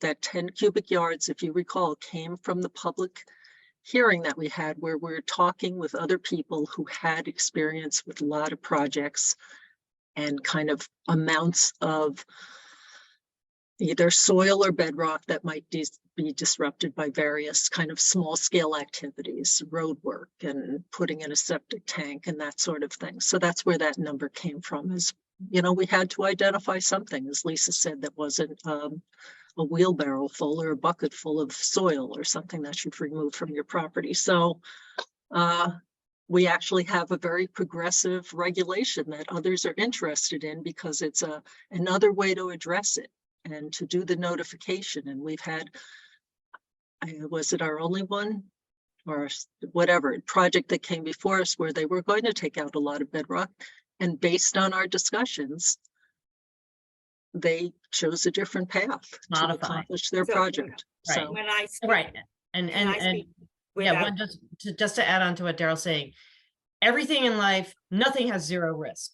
Getting in the car, eating a piece of food, there's no such thing as zero risk. Okay. So we have, and things like drinking water standards, they're not zero.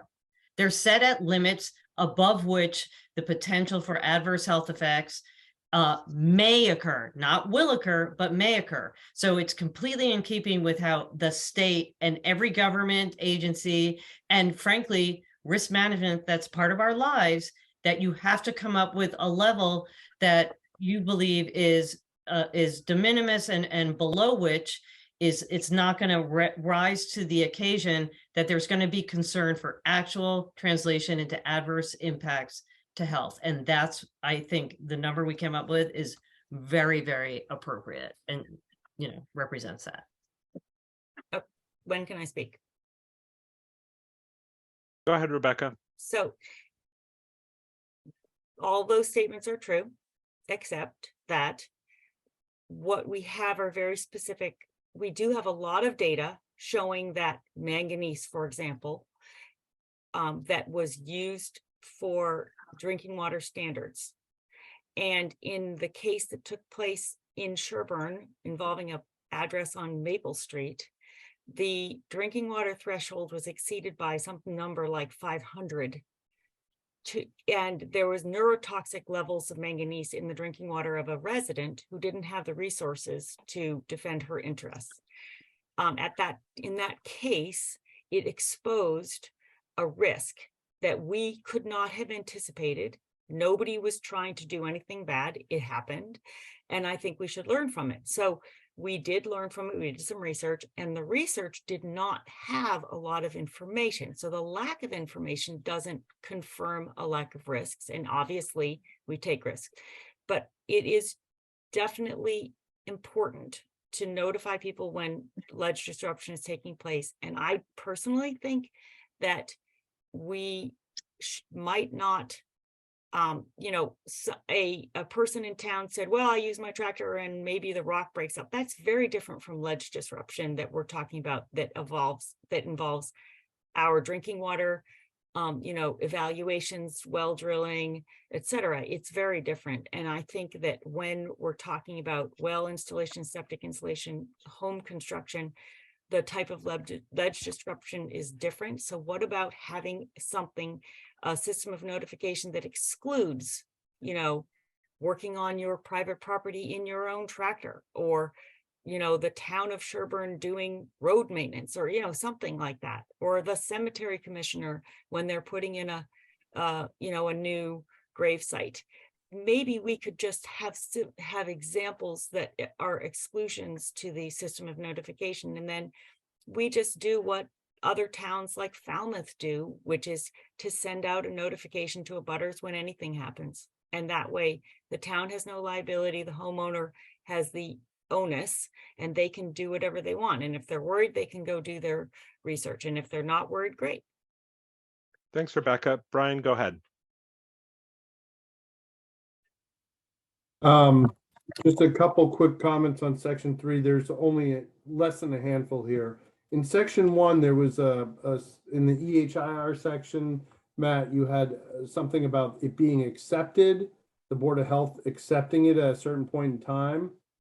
And I was gonna suggest that you guys consider adding, or consider it as having been received, or something to qualify it, so that you don't have someone who just dumps it on the table and says, hey, I delivered it and here's an affidavit that my attorney dropped it in their office on Tuesday. This will be in the very first section about EHIR.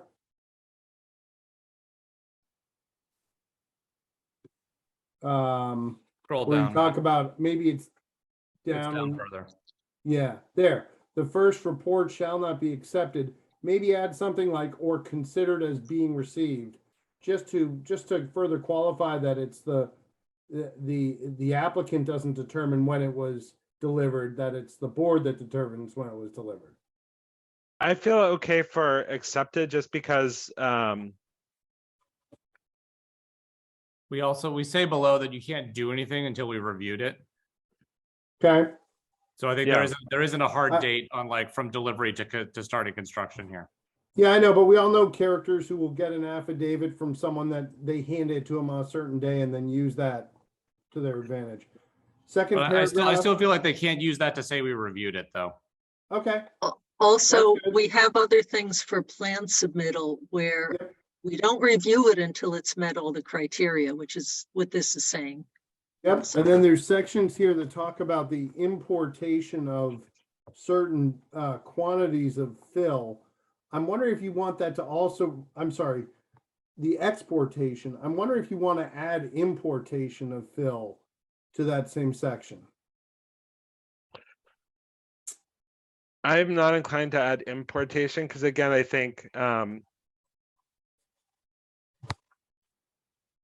We just went through this with a property where the building department, building inspector looks at fill as part of their site checking. Does it hurt to have it in there? I think that regulation should be as narrow as we can make them and as broad as they need to be. So I don't want to add things in to say, well, does it hurt to have it? Because I think, Brian, your point is how much of the ecosystem disruption is happening as a result of man-made intervention, whether that's removal or addition. And I think for me, a lot of the things that Daryl talked about as the substance for it is that topsoil removal as a disruptive activity for groundwater penetrance in those parts. And so I'm sort of inclined to focus on the removal piece.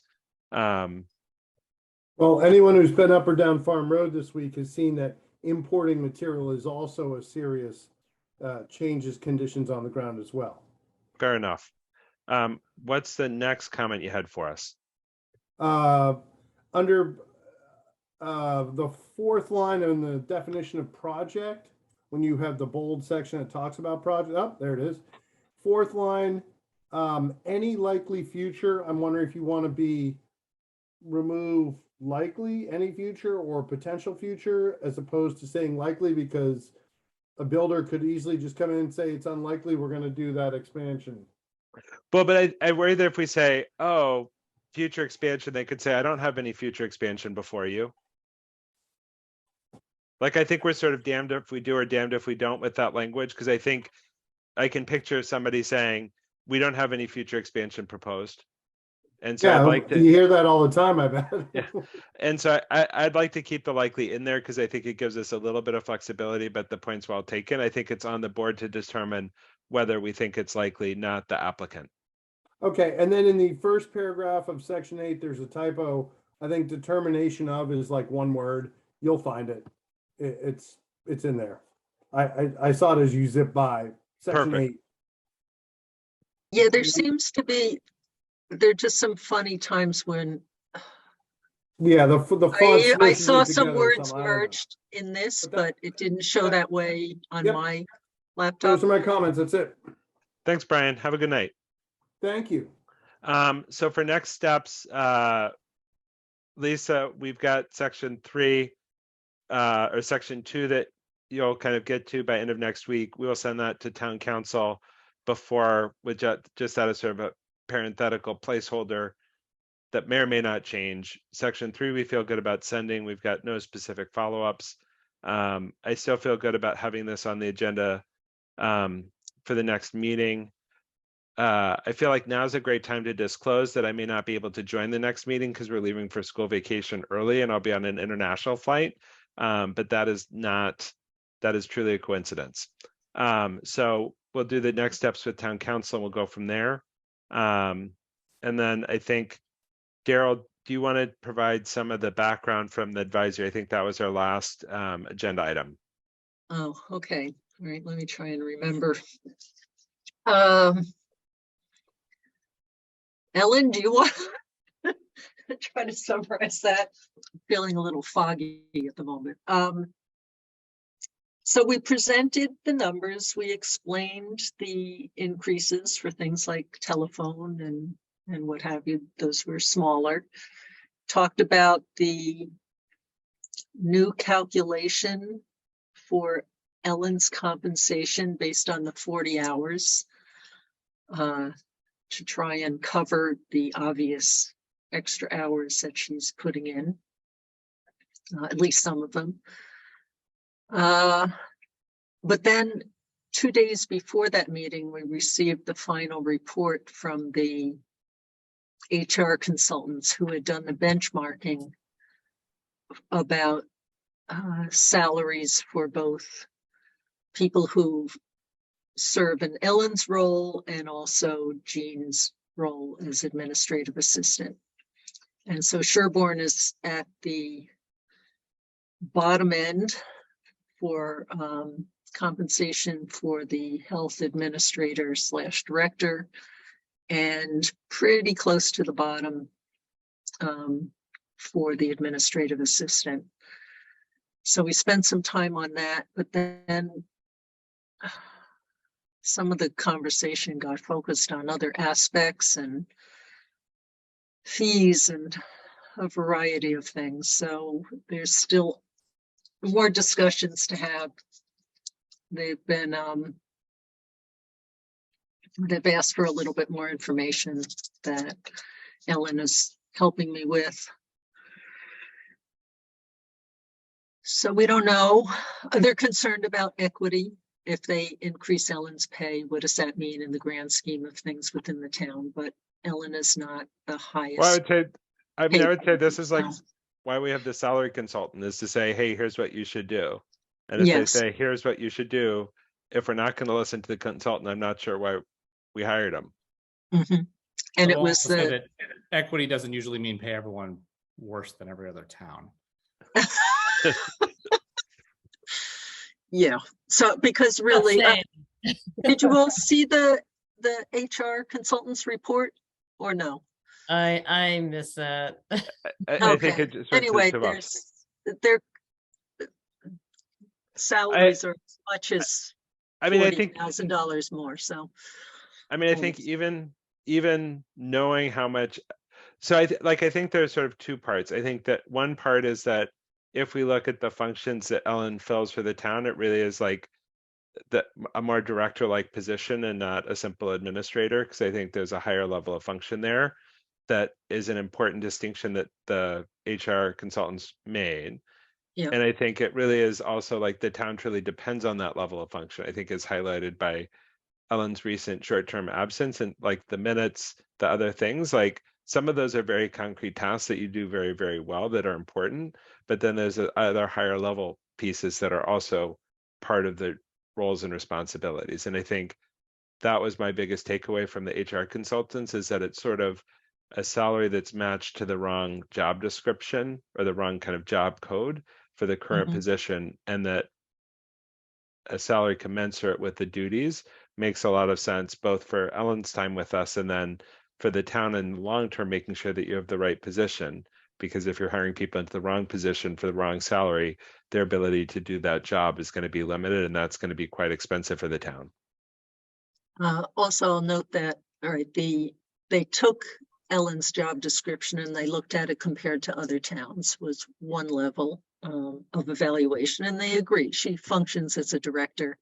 I think I've mentioned before, and I had mentioned to advisory that I was not on the board at the time that this happened, but apparently when the title of administrator was put on the position, it was pretty explicit by the personnel board at that time that they chose that over director because it fell into a different pay range that was less expensive. So, so there's that, and the consultants both compared the job descriptions, but they also evaluated, I forget how many towns in total, and then settled on a subset that they felt were the best match for Sherborn. So, anyway. So it sounds like we will assemble more information and continue to pursue, but, very clearly appropriate. So thank you guys for attending that, and representing the interest of the board. With that, I want to represent the interest of the board by offering a motion to adjourn. So moved. Second, Hearing no further discussion. Daryl, aye. Matt Beavers, aye. Lisa, I. Rebecca Honeywell, aye. Matt Vitale, aye. Have a good night, guys. Good night. Right.